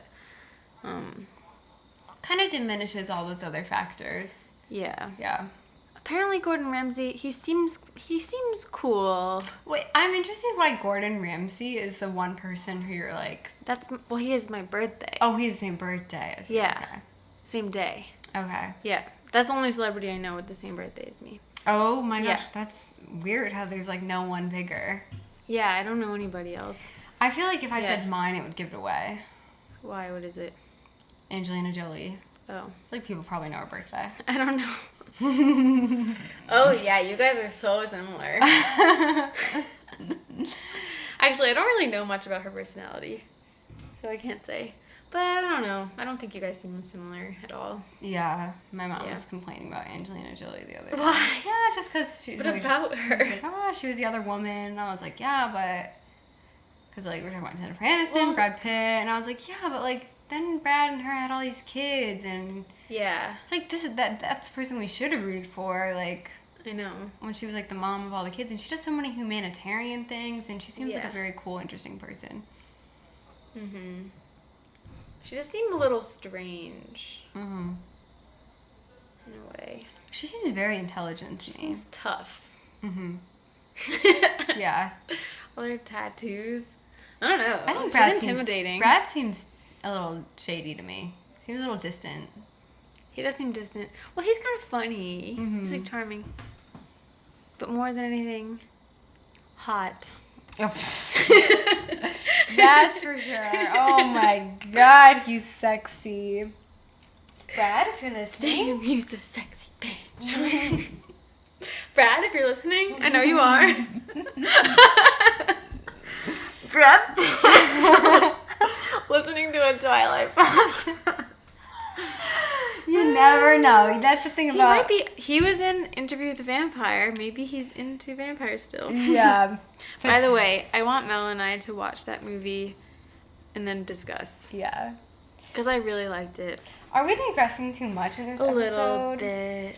Un petit peu. Oh, gosh, there's some really cute hand-holding on page 358. He said, her fingers uncurled, stretching toward my own, and I couldn't resist. I placed my hand gently back inside hers. The willingness of her touch, the eager way she wrapped her fingers tightly around mine, helped to calm my nerves. I knew I was about to tell her everything. I could feel the truth churning inside me, ready to erupt. But I had no idea how she would process it, even as generous as she always was toward me. I savor this moment of her acceptance, knowing it could end abruptly. It's so sweet. So innocent. So cute. So then, you know how he says, you're exactly my brand of heroine? Yeah. And then after he says that, he says, it was surely a horrific admission, and yet somehow I felt relief. It was all her doing, her support and understanding. It made my head spin that she could somehow forgive all of this. How? And then it seems like his thirst dies down. Mm-hmm. And I think that is really true to life. Sometimes, like, if you say something that's inside you that just feels, like, so big. Yeah. Once you say it, you're like, oh, actually, it's not that bad. Yeah, it's true. He doesn't need to freak out about it anymore. Because now it's out in the open. Also, what's very interesting that I never knew before is that thirst is different to different vampires. He said, how I interpreted thirst wasn't even exactly the way the rest of my family did. To me, the thirst was a fire burning. Jasper described it as a burning too, but to him it was like acid rather than flame, chemical and saturating. Rosalie thought of it as profound dryness, a screaming lack rather than an outside force. Emmett tended to evaluate his thirst in the same way. I suppose that was natural, as Rosalie had been the first and most frequent influence in his second life. Yeah, I thought that was interesting. Very cool. I wonder how all of them interpret it. How does Esme interpret theirs? Just as a Just a tickle. little... Just a tickle in my throat. Just a little tickle. Carlisle... I don't know. What if he had the worst of all? Probably. Probably. Feels like a stab. But I live with it every day. Yeah. He would. Yeah. He would have like the worst experience and he's just suffering. Yeah. Well, okay, but what is so interesting here is that Carlisle makes them attend the funerals of people they have killed. I know. That is... What a strict dad. Oh my god, what a saint he is, Carlisle. But also, that's rough. I know. So, it is nice, though. Would she think it better or worse of us if she knew that Carlisle had required our attendance at their funerals? Not just these two, but every victim of our mistakes and lapses. Were we a tiny bit less damned because we had listened to those who knew them best describe their short lives? Sad. Because we bore witness to the tears and cries of pain. The monetary aid we'd anonymously provided to make sure there was no unnecessary physical suffering seemed crass in retrospect. Such a weak recompense. Why can I not read words today? Recompense? Recompense? Stephanie, why are you using the thesaurus? I know. What is that word? That is really sad. Who did you find the funeral? Like, who's that? Who's that pale babe? Yeah. Yeah, what if it's like a really small funeral? Who's this hottie in the back row? mysterious guy looks really distraught and guilty. Yeah. We also received this package of money. That's very humane, though, and interesting. I like that It detail. is. Very cool. And I like that all the kids accept it.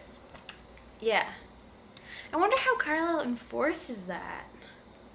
Is he just like, If you want I to be think in you this. should, or we're going to the funeral, or Edward, I think you should go to the funeral. Yeah, I'm maybe. I I feel don't like know. nobody would even question him, though. Even if he said it in a suggestive tone, I'm sure they would. I know. Like, do you think one of the kids would be like, "No, I'm not Probably going"? Rosalie. But Rosalie's like never really killed anybody. I right? know. Well, Well, besides yeah, her ex and his friends. but she didn't even drink from them, right? Yeah, I don't think so. But did he attend their funeral? I don't know. Probably not. I feel like that would be really cool if Carlisle made her go to I know, their true, funeral. true. I feel like he just kind of turns the other way.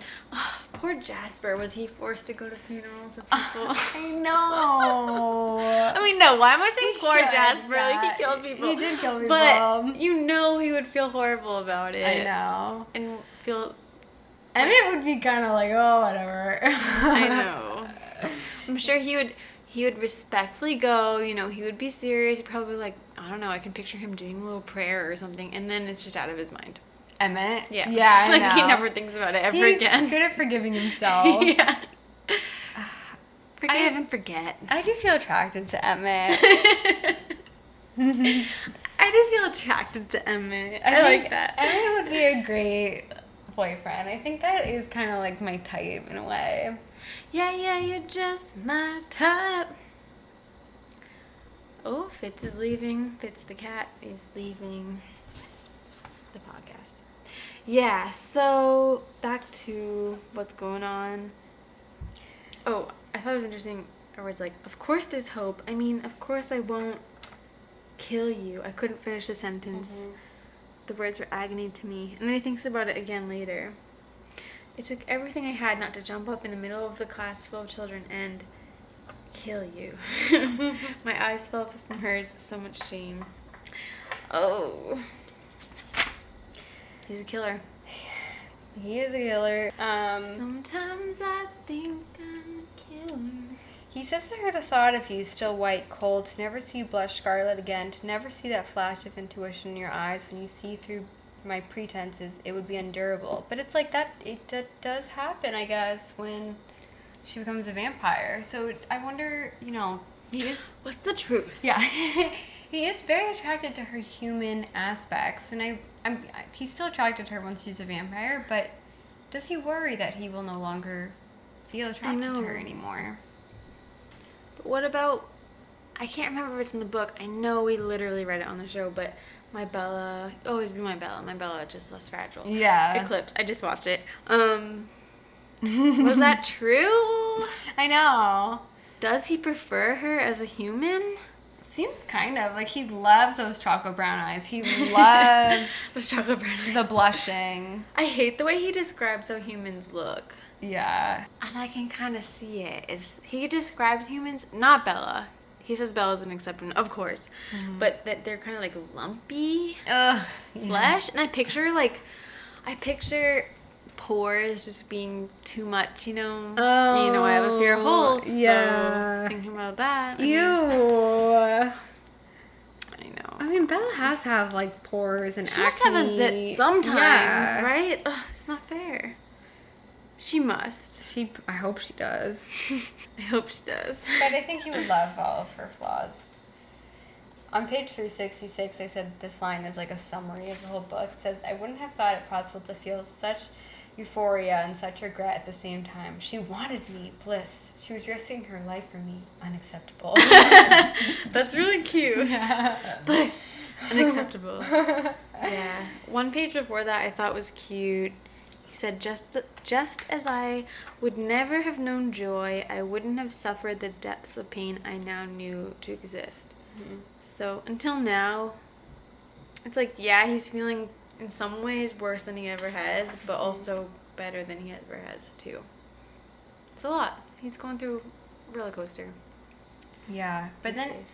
he says, meeting with her, he says, it was as if we'd somehow ascended to a better world where such possibilities could exist. It seems very heavenly what they're experiencing. And then he's thinking about Carlisle and like Carlisle's faith. He says, whenever we canvass the countryside for likely towns in which to settle, Carlisle would frequently make side trips to duck into old parish churches. He seemed unable to stop himself. Something about the simple wooden structures, usually dark for the lack of good windows, the floorboards and pew backs, all sworn, smooth, and smelling of layer upon layer of human touches, brought him a reflexive kind of calm. I love it. Thoughts of his father and his childhood were brought to the fore, but the violent end seemed far away in those moments. He remembered only pleasant things. That's so sweet. I love this part. On one such diversion, we found an old Quaker meeting house around 30 miles north of Philadelphia. Cool. I just love any geography that's mentioned for some reason. Yeah. I'm like, wow, they've been there? Oh my gosh. I do think it's interesting they spend so much time in the United States. I know, it is interesting. They don't have to. Why aren't you in Paris sometimes? Yeah, why aren't they? Have they ever been to Asia? Surely, right? Yeah, why not? I don't know. We know they've been to Rio. Yeah. My God. They love Rio. Where else? I mean, yeah, Carlisle's from England. Did Edward say he went to Europe? I feel like Edward, of course, has been to Europe, right? Mhm. I think he said something about it.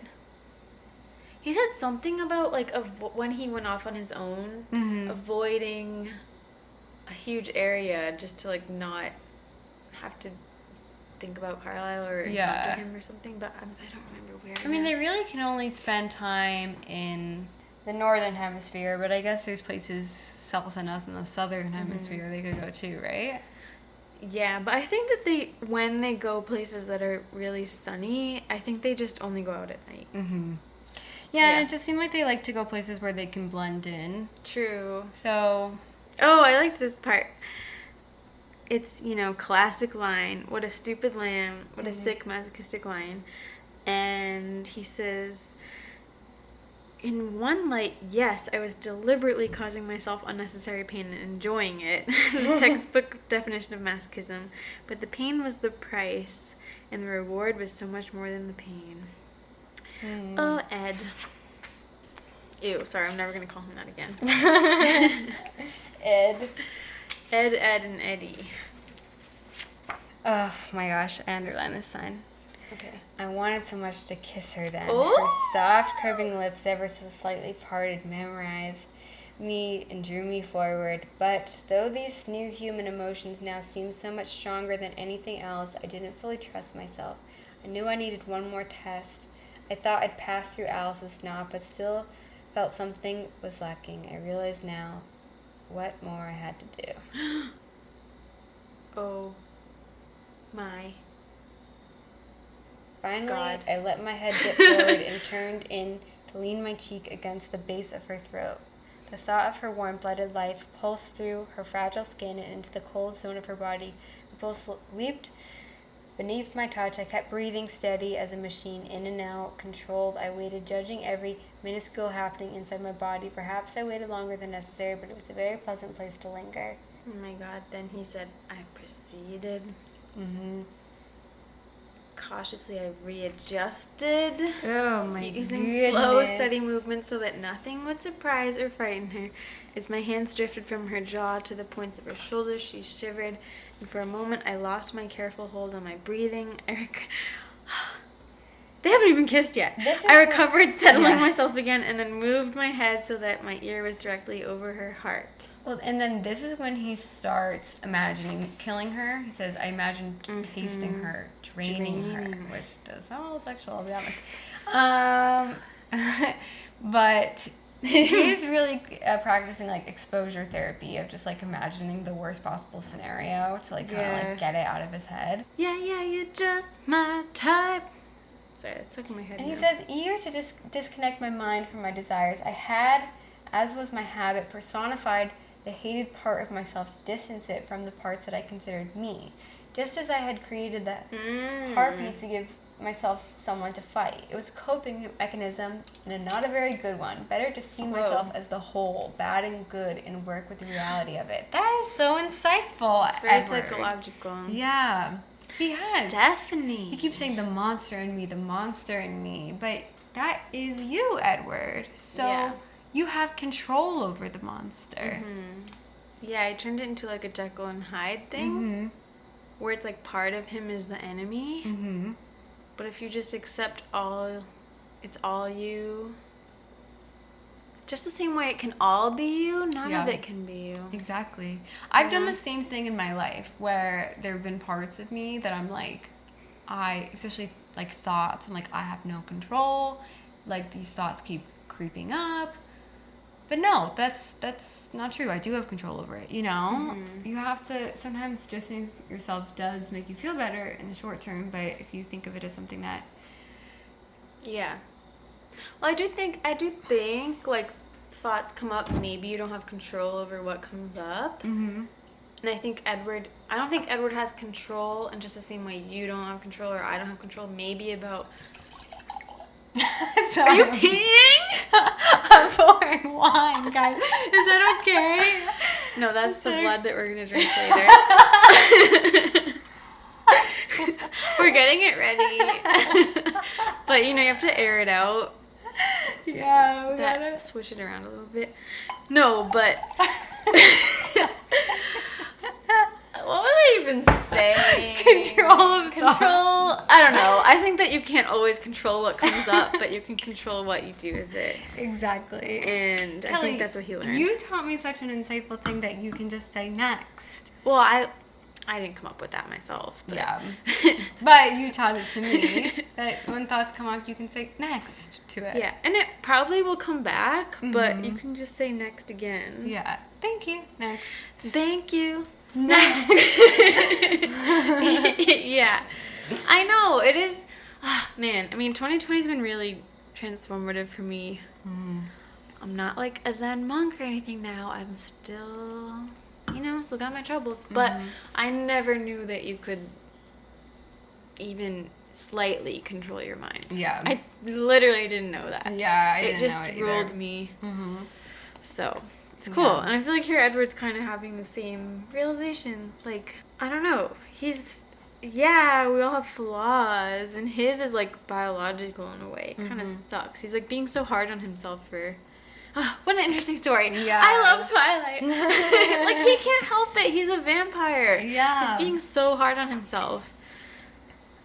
But once he accepts it, that's the first step is acceptance. Exactly. It's like, you know what? This is me. Yeah. Now what? Yeah. Now what do we do from here? Accept it and like forgiving of yourself, because I feel like the shame doesn't help. The shame that he lives with, the self-loathing, it does not control. And everyone has, quote, flaws. I mean, yeah, his whole family would be in the same dilemma. He acts like he's such a horrible person or something, but like... If Alice was in this situation, she would also be struggling. If Emmett was, Yeah, he also has no control over this life that has been handed to him. He's trying so hard to be good. And doesn't that count for something? Doesn't it count? He's only killed murderers and rapists. I know. Come on, Edward. Love yourself. Love yourself. Think of Marry yourself. He says, but then on page 271 he says, giddy. That was the only word I could think of to describe my high I was experiencing. Aww. Giddy. That is adorable.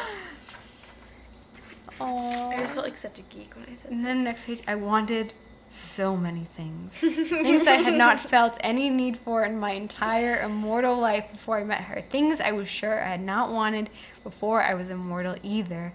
Whoa. And I felt that some of them, things I'd always thought impossible, might in fact be very possible. What do you think that means? I think he wants some sexy times. So there are other hungers, I continued. Hungers I don't even understand that are foreign to me. Whoa. Edward Cullen. Edward Cullen. And then she rests her face on his bare skin of his chest. So I think he has the white shirt on and it's unbuttoned. And it's a tank top. And it's a tank top.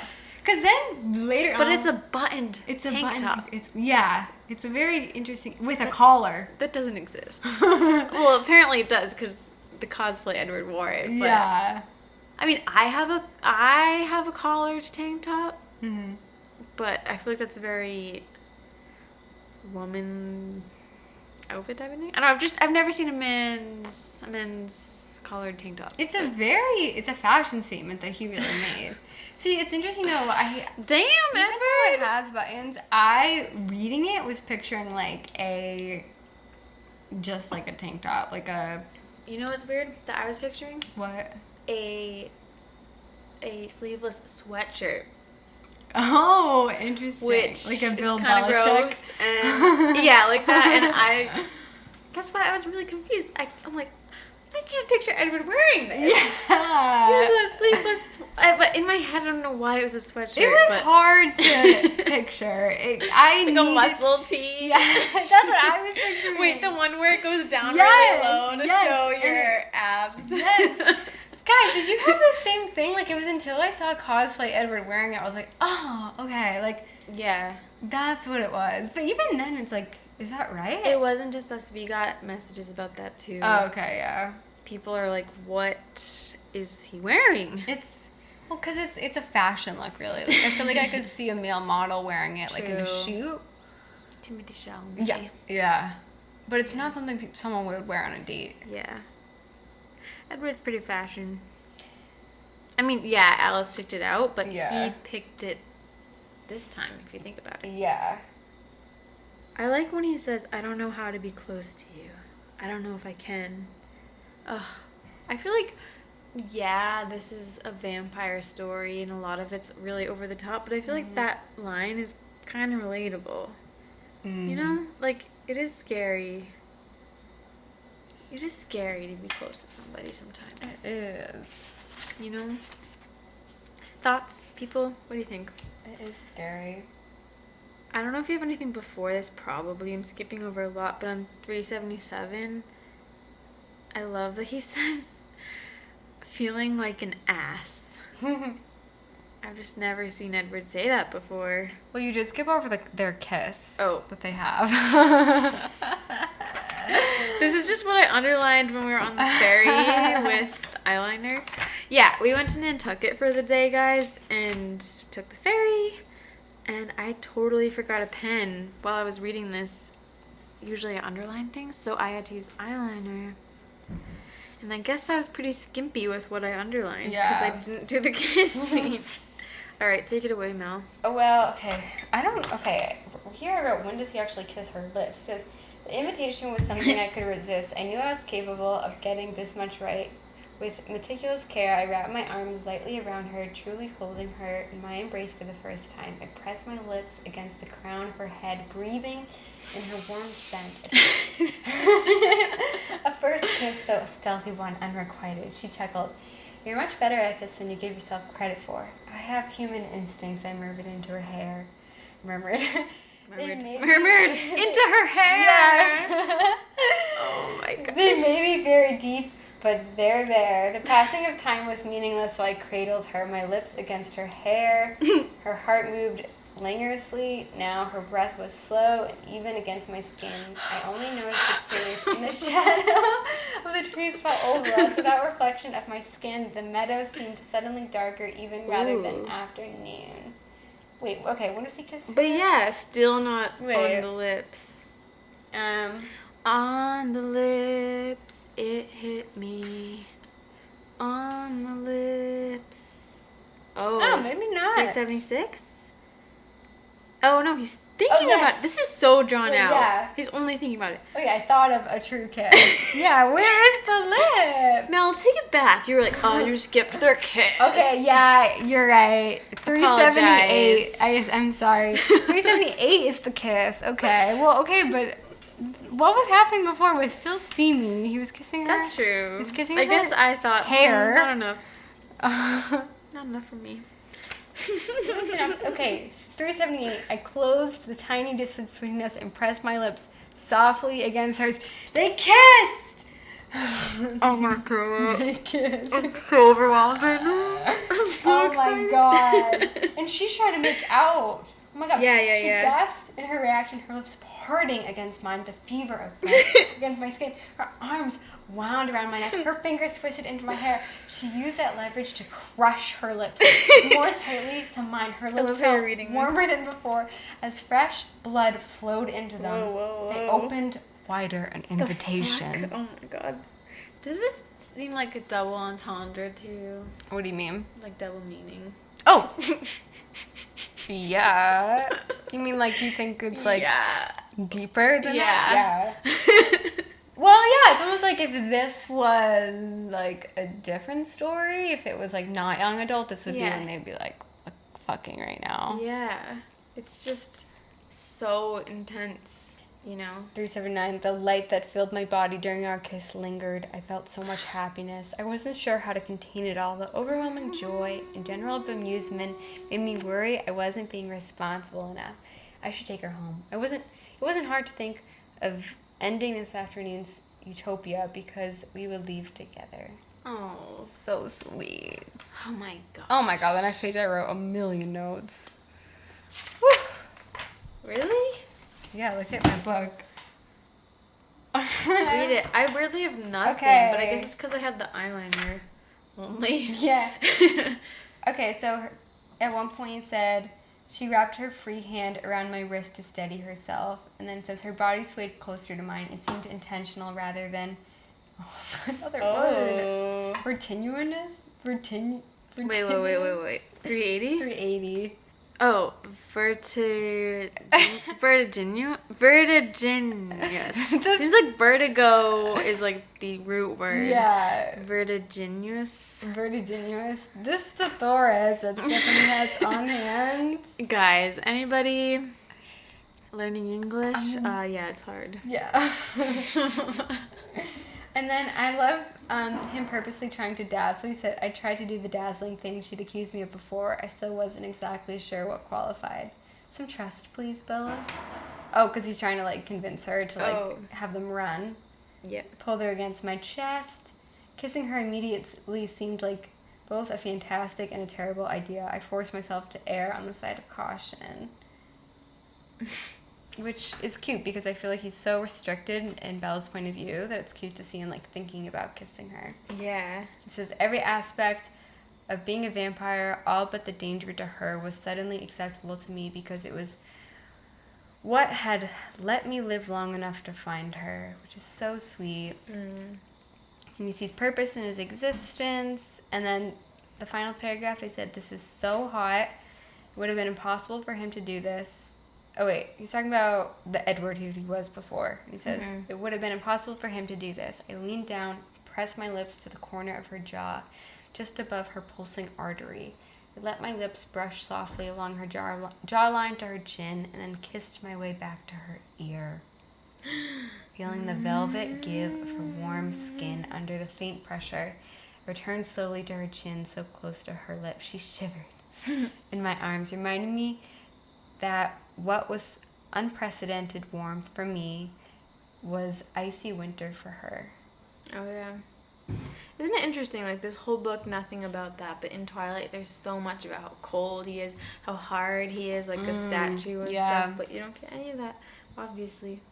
I liked how the page before, you know, we remember this from Twilight, guys, but he says, besides friends, don't let friends drive drunk.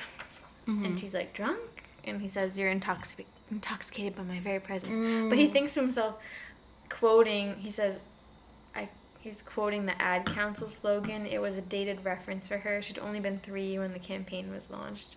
The friends don't let friends drive drunk. Yeah. Which is cool. It is cool. I like that. So the next chapter is called Mind Over Matter. It's chapter 18. And I wrote they're 100% a couple now in this chapter. Ooh. I have so many things underlined. True. I like that. So they're driving now. Hand holding. I like that Edward says, I twisted the knob until I found a semi-audible station. I like that because he's a music snob. It was playing Johnny Ace, and I smiled, pledging my love. How apt. I'm not familiar with this song. Is that the song that goes, "Go, Johnny, go"? I don't know. And then Edward says he began to sing along. This was not in Twilight, was it? Feeling a little cheesy, but also enjoying the chance to say these words to her. Always and forever, I'll only love you.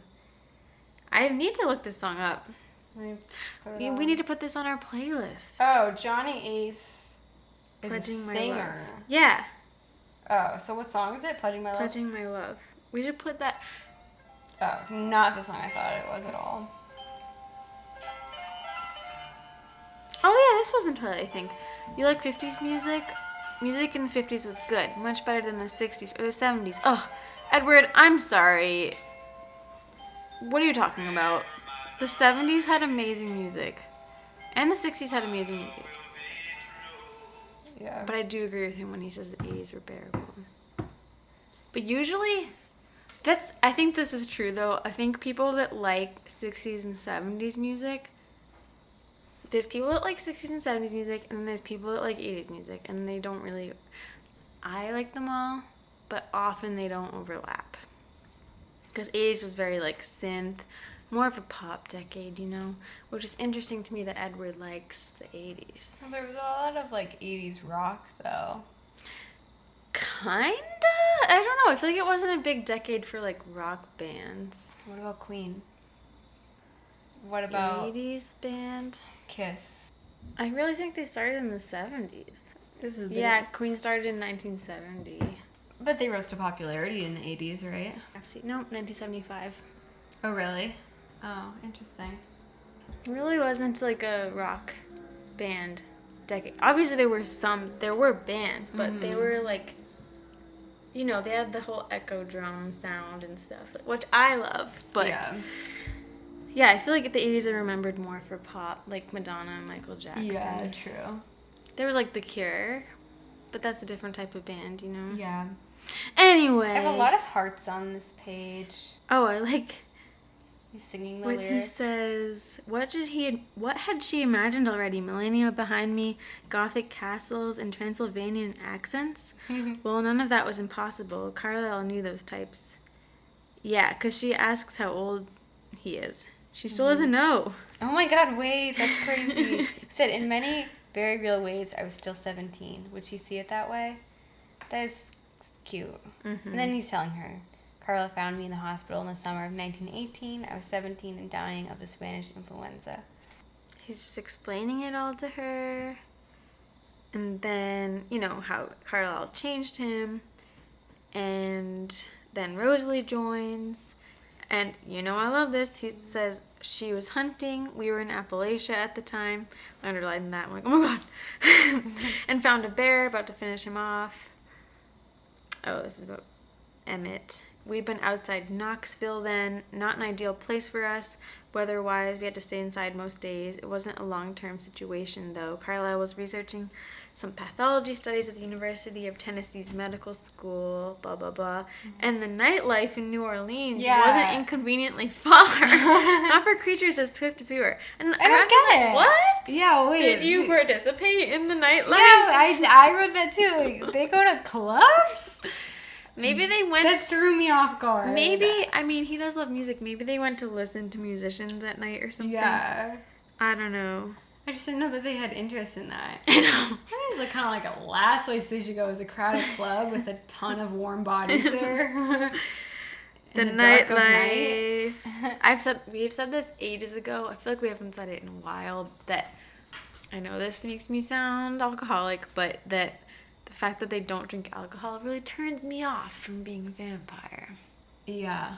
I think the fact that they don't drink alcohol or they don't sleep. Mm-hmm. It's like you are just awake in your mind all the time. Mm-hmm. That would be really hard.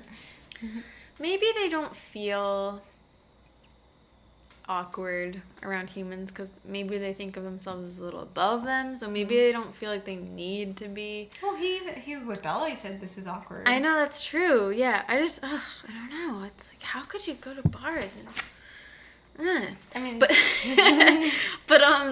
do you remember a while ago I wrote this down in the notes in my phone? We were talking about our podcast. And I don't even know how we got onto this, but we were like smoking, drinking, Twilight. Wait, no, I don't remember that. I wrote it down in my notes and I saw it earlier today. But I don't know what we were saying. That's funny. I don't remember what context that's in at all. I don't know. We were just like, oh, that's... I have taken an edible once before this podcast, and it hit me like halfway through the episode, and I was so worried that it was gonna be like apparent. Yeah. Well, remember when we recorded Eclipse book, and I had an edible, and I was so high, but I didn't tell you for some reason? Oh my gosh. It's kind of once you're like halfway through your recording, and you're like, oh god. I felt like such a weirdo for everything I was saying. Yeah. I think it was actually fine, but I don't know. It kind of helped me because I felt like I would have been freaking out if I wasn't recording, but the fact it could like keep me talking about Twilight made it better. I think it might have been a Midnight Sun episode. Maybe the first one or the second one. No, No way. Wait, did I know this? No, I don't think you did know. It was the one that we recorded here. I don't remember. Wait, what is this? Oh, I underlined this. I underlined one thing a little bit before. What? So Edward's talking about how his parents died of the Spanish influenza and how he was alone. And he says, this part of my history almost felt more like a story I'd been told than actual memories.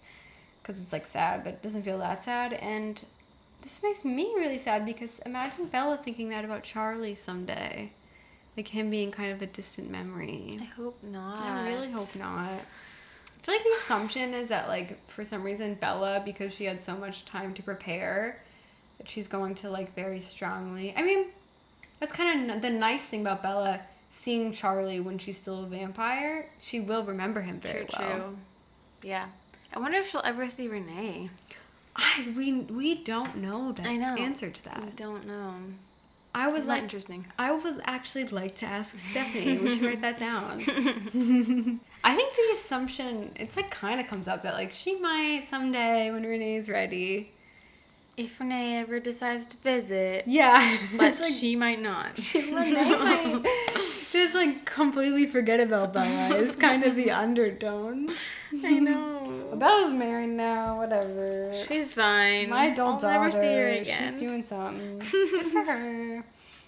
I thought it was funny, Edward's, recalling his past. And he's talking about when Rosalie joined. And she's kind of struggling to adjust to being a vampire. And he said, instead, she moped and whined, finding fault with every suggestion for amusement or self-improvement. To be fair, perhaps she did not whine so much out loud. Esme was not as irritated as I was. She just sounded so annoying. So we get here the backstory of Rosalie bringing Emmett home. And this is where some hypocrisy comes in because Rosalie, this whole story says she doesn't respect Bella because this is not a choice she would have decided for herself. And she like totally wishes she wasn't a vampire.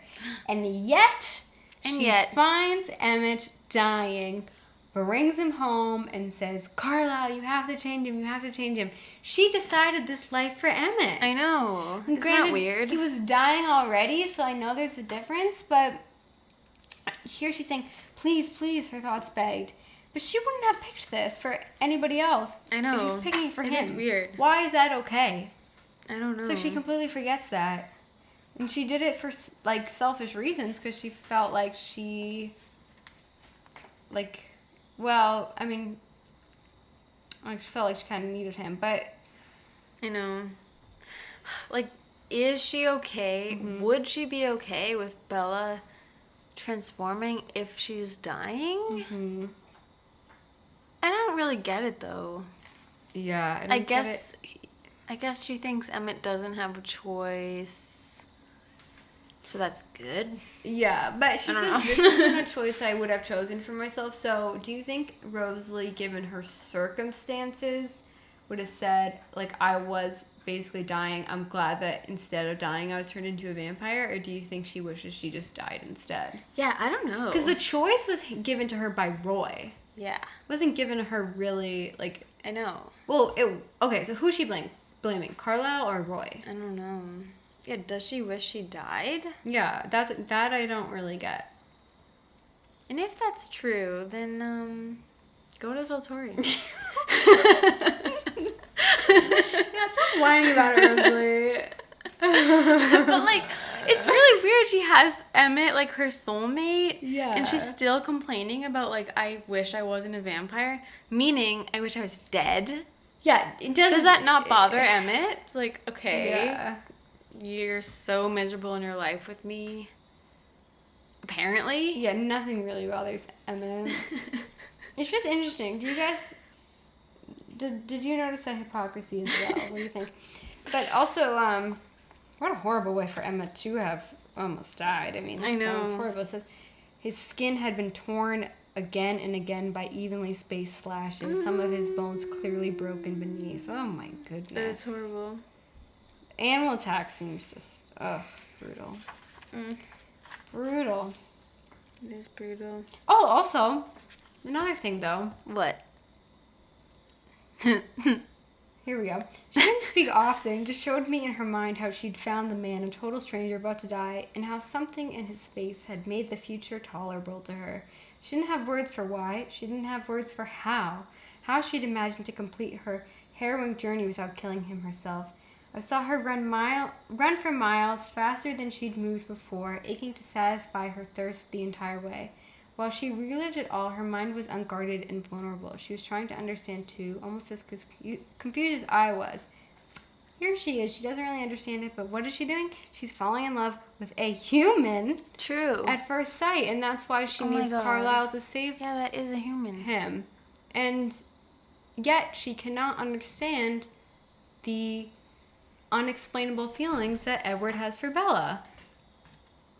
She really is such a hypocrite. Mhm. She can't put herself in the shoes of someone where she's been before. Exactly. It's like you've literally lived through this. Yeah. Ugh. Why can't you see Edward falling in love for Bella as the way you had these feelings for Emmett right away? It is really interesting. The sentence right before what you just read, he said, we had our first real conversation. And then as you read, she didn't speak often, just showed me her mind. Isn't that weird? Yeah. They never really talked. Yeah, that is weird. She's such a little brat. She I just know. thinks things, doesn't talk to him. Yeah. I know, she is. What if he didn't tell her I can read your mind too? But yeah, here. Yes, so he's telling Bella. Yes, she saw something in his face that made her strong enough. Like, as a human, she saw something. Yeah. She's sketchy. Mm-hmm. And isn't it because he looked like the baby that was her friend's baby? Yeah, that is kind of weird. A lot of baby Which stuff. is just what she wanted. Yeah. But then it's not like Emma becomes her son. Also, another thing about, because then he's telling the story about when Alice and Jasper showed up to the family and how Alice had a Yeah. vision. And then so she just, tracked the family down and she showed up and, she just all of a sudden is, loving them right away. And she, hugs them. And they're first, kind of, guarded. And then Edward's like, this is Alice. She's going to be a part of our family, whatever. So it's like they've experienced kind of weirder things before than Bella. I know. Just these two random vampires showing up and, instantly being a part of the family. True. That is weird. I know. And really, everything with Bella is pretty gradual. Mm-hmm. It's not like she right away was in the family. Yeah, whereas this is... Alice just showed up. And Emma's like, what the fuck? Edward goes, this is Alice, Emmett. I told him, still embracing my new sister. Emmett's what? aggressive pose changed to one of confusion. She's part of our family, and that's Jasper. You're going to love him. What? That's so... What if the Cullens were like, no, we're not interested? They are getting too big at this I know, point. They can't. I know you guys just showed up and you love us, but Mm-hmm. no. Once they have Renesmee especially, they cannot afford to add a single more person to this family. It's like a Sims family. They can't wait. Yeah, wait. They reached their limit. Wait, 1, 2, 3, 4, 5, 6. Are they at 8?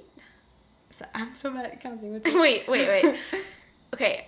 2. Then there's Edward.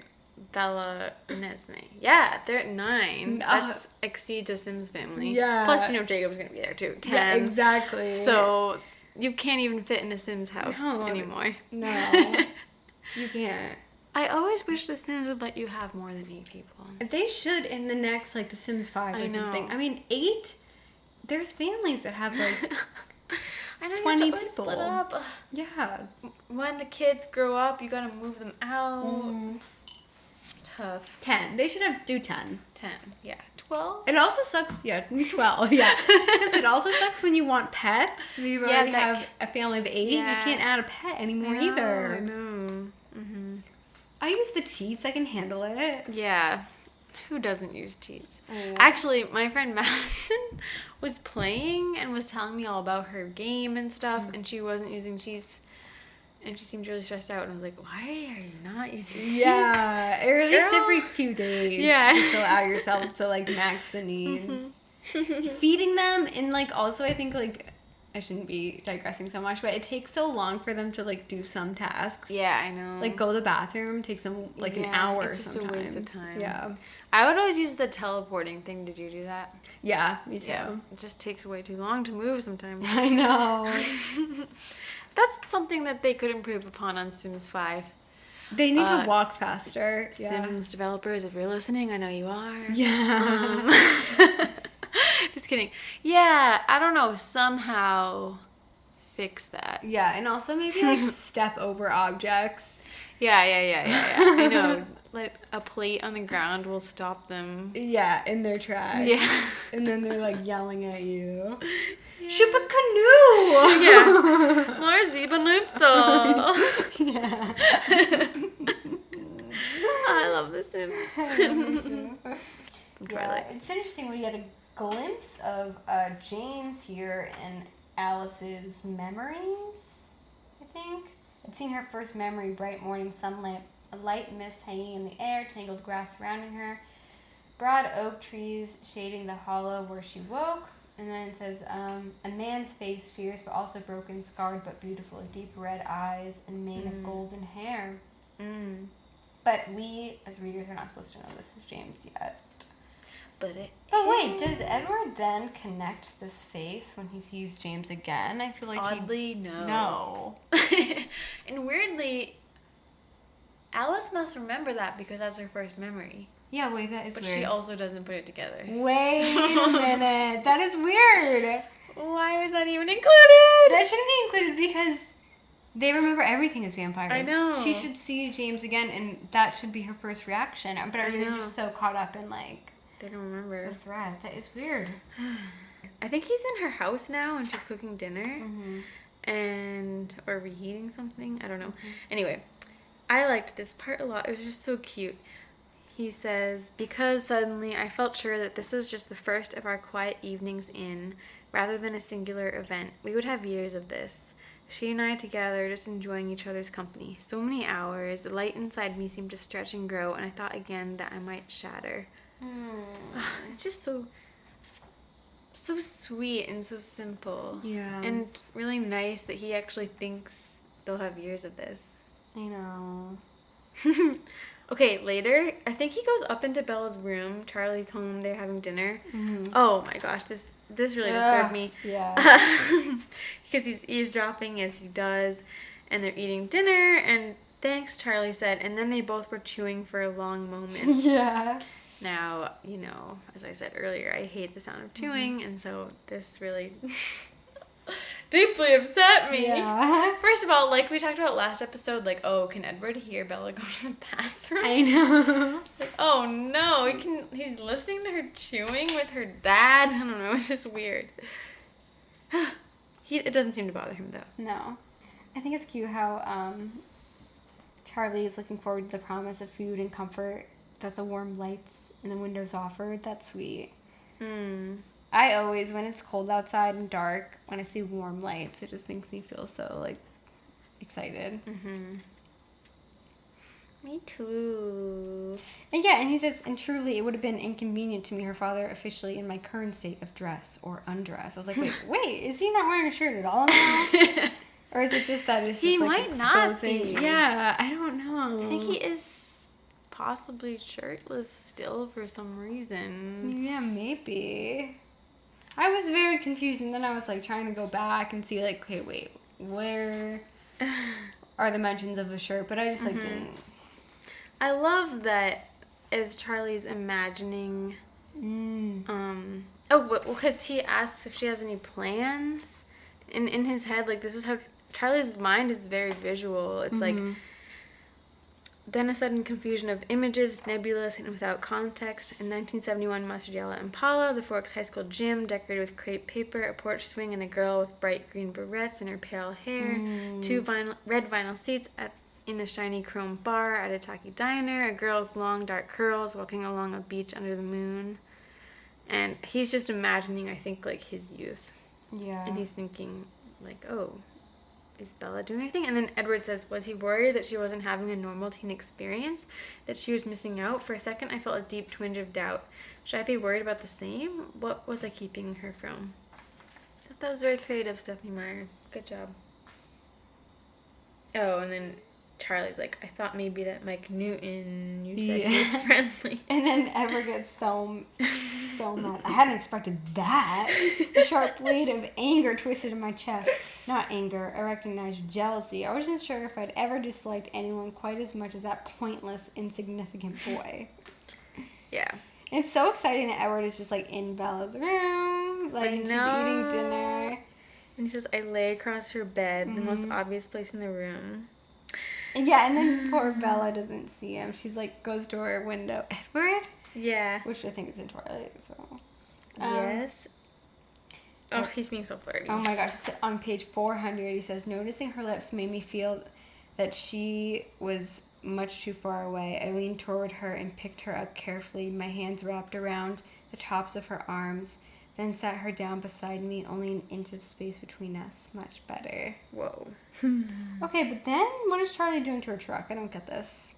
Oh, isn't that when he, like, put something on her tires so they don't slip on the ice or whatever? Oh, yeah. I thought he was, like, doing the thing that Edward did, of, like, cutting her engine No. so she doesn't sneak out. No. I think he's just fixing it up. Oh, that's sweet.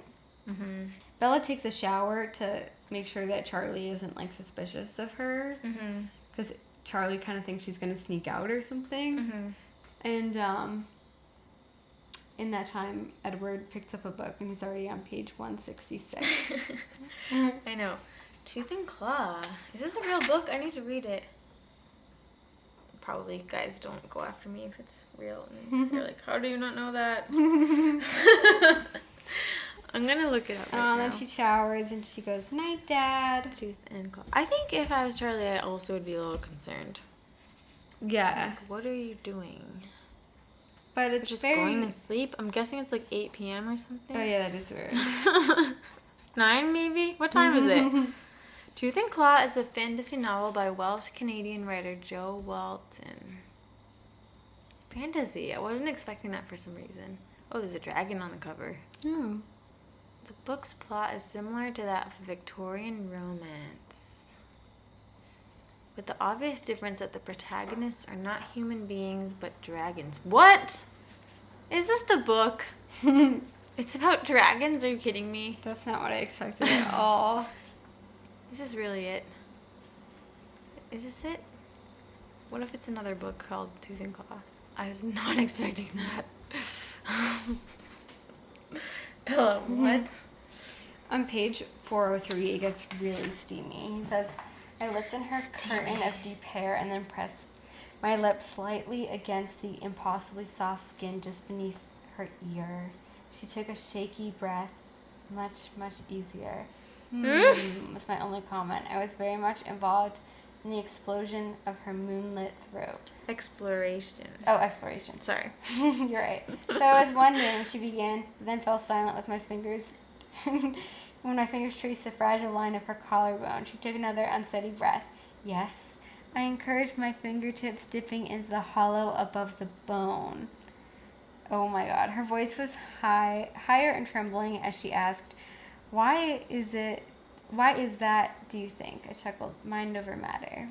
She says you're driving me crazy. Oh my God, let's go.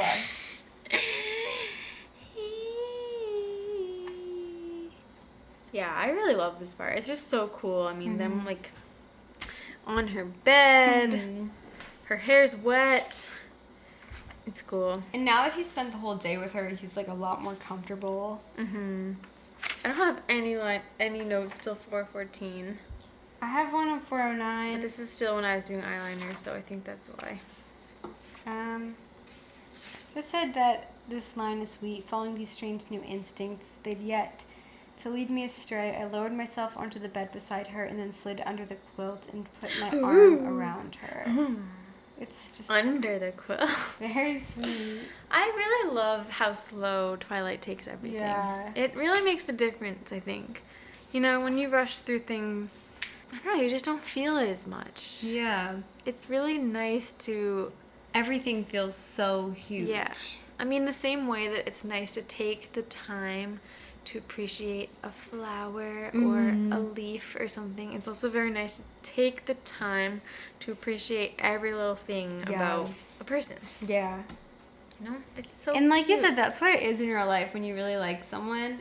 Like, even like just like their skin brushing against you, it's like, oh. I know. Oh my goodness. I know. We I mean, practically like got married. yeah, and when you really like someone, even like using a smiley in a text or something, or even just a cute message, you might want to take a screenshot of it, or I don't know. Yeah. I mean, they don't really text in this, but it can be even something as small as that. You're dying. So I appreciate how slow Twilight takes everything. Yeah. Okay, I love on 4:14. Bella says, "You said that Rosalie and Emmett will get married soon. ... Is that marriage the same as it is for humans?" And then Edward's like, "Is that what you're getting at?" Oh my gosh. And she says later, "Well, I did wonder ... about you and me ... someday ... And then Edward says, "I don't think that I avoided the word sex because she did would be possible for us." I don't know why. Just hearing the word sex. Just hearing it. That was never mentioned in the first book, you know. And then she says, "Because it would be too hard for you," she whispered, "if I were that close." Oh my god. That's certainly a problem, I said slowly, but that's not what I was thinking of. It's just that you are so soft, so fragile. Ugh, it's just, I can't believe he just said that. Oh my god. I avoided the word sex. Because she I did. feel like... But imagine if she said sex. He was I know. like, oh, sex? Yeah. It's cute, though. They're, like, beating around the bush, but they know what the Yeah. other's talking about. Oh. Oh, my God. It's crazy. It is crazy. And I love that he desires her body. I mean, I feel like we kind of knew that, but we don't get it enough Yeah. in the other books. But he says, I laughed out loud. Was there any way in which I did not want her? Mind and soul and body. Body no less than either of those others. I smoothed her hair against her neck. My God. I may not be human, but I am a man. I remember when I was in middle school, my friend and I on a whiteboard wrote all these quotes from Twilight that we loved, and that was one of the ones we put on. I love it. And it's kind of weird for like Yeah. 13-year-olds to. I may not be human, but I am a man. am a man. We're like little kids. We're like, yes, Yes, a man. Ain't that the truth? A man. Oh my God. I don't think we can fit another chapter in. But it's really cool.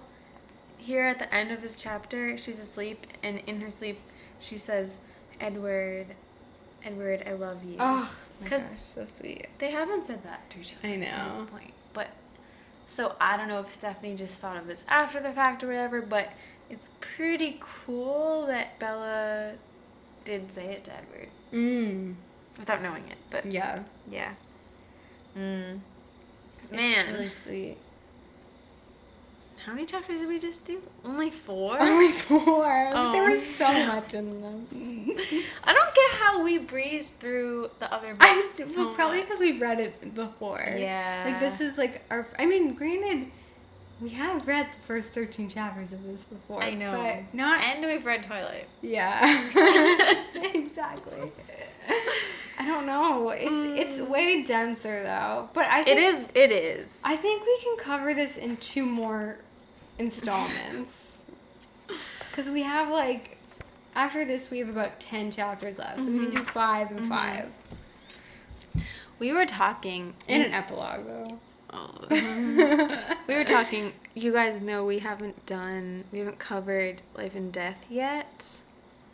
I don't know. What do you guys think of that? Like, it's getting a little weird because it's the same story. I know. But it's just gender swapped. And we were thinking, like, oh, we could do 1 episode? Is that too little? Yeah. But do you guys even want 2? Every time we do a Patreon poll, we, ask you guys what episodes you want to see next. And some people do vote for Life and Death, but it's always a minority, which makes me think that, and it's been on the poll several times, makes me think there's not as much of an interest, which I totally understand because I haven't read it yet, and I am not super interested in reading it.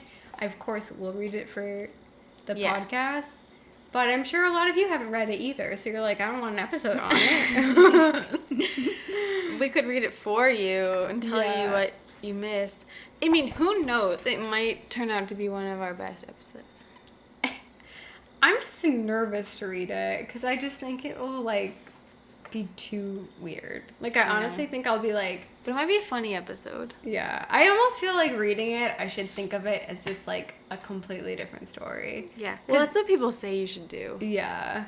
Because I know people that have read it said it's too confusing to try to, like, think, okay, oh, this is Carla. Oh, like, it's too confusing to do that. You need to just kind of pretend it's a new story. Mm-hmm.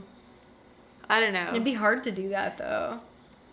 Like, I do think sometimes, though, like, our episode topics that were a little bit like, I don't know, we don't take as seriously. I think those turn out good sometimes. So maybe it'll be a surprise. Maybe. It's gem. Just... Oh my god, it's huge. I know. We'll take edibles and then read it. I know. Oh, that could be fun. Interesting. Yeah, what do you guys think? Do you want, like, just, like, 1? Or do you want, like, a couple parters? Didn't we do... I feel like we did Twilight in 2 parts. I think maybe one of them at we least. were going to do it in 1 part. Yeah. I know, and then we were like, oh, shoot. Yeah. I mean, we were new to it, so we didn't know how long it was going to take. Yeah, I think some of them we did in 3 or 4, but... All right, let's sit down and do this. What if we try to do this in 1 part? Yeah, this is so funny. This is going to be a 6-parter. Oh, no. Maybe it's even 7, honestly. Let's try. We'll try. We'll try our best. We really digress a lot in this episode. I know. Even though we said we should. Before we started recording, I was like, okay, we just won't digress.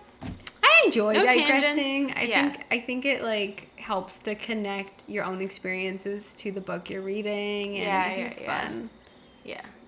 It's hard to stop, too. Mm-hmm. Well, thank you guys so much for listening, being on this journey with us. Unfortunately, I think we ran out of time to drink Blood Live. Oh. We need a good dedicate chunk of time to smell it, taste it, review it. Yeah. We actually have also the different types of blood. So we would start with the A's and then go to the B's and the O, and we have the positives and the negatives, A, B. We have it all. So we're going to ferment it a little bit. Ew! I mean, yum. And we'll be back in our next episode. Hopefully we'll be able to squeeze that in. Yeah. To give you the review. Hopefully. All right. Love you guys. Love ya. We got a plane to catch. Best. Twilight forever. Goodbye.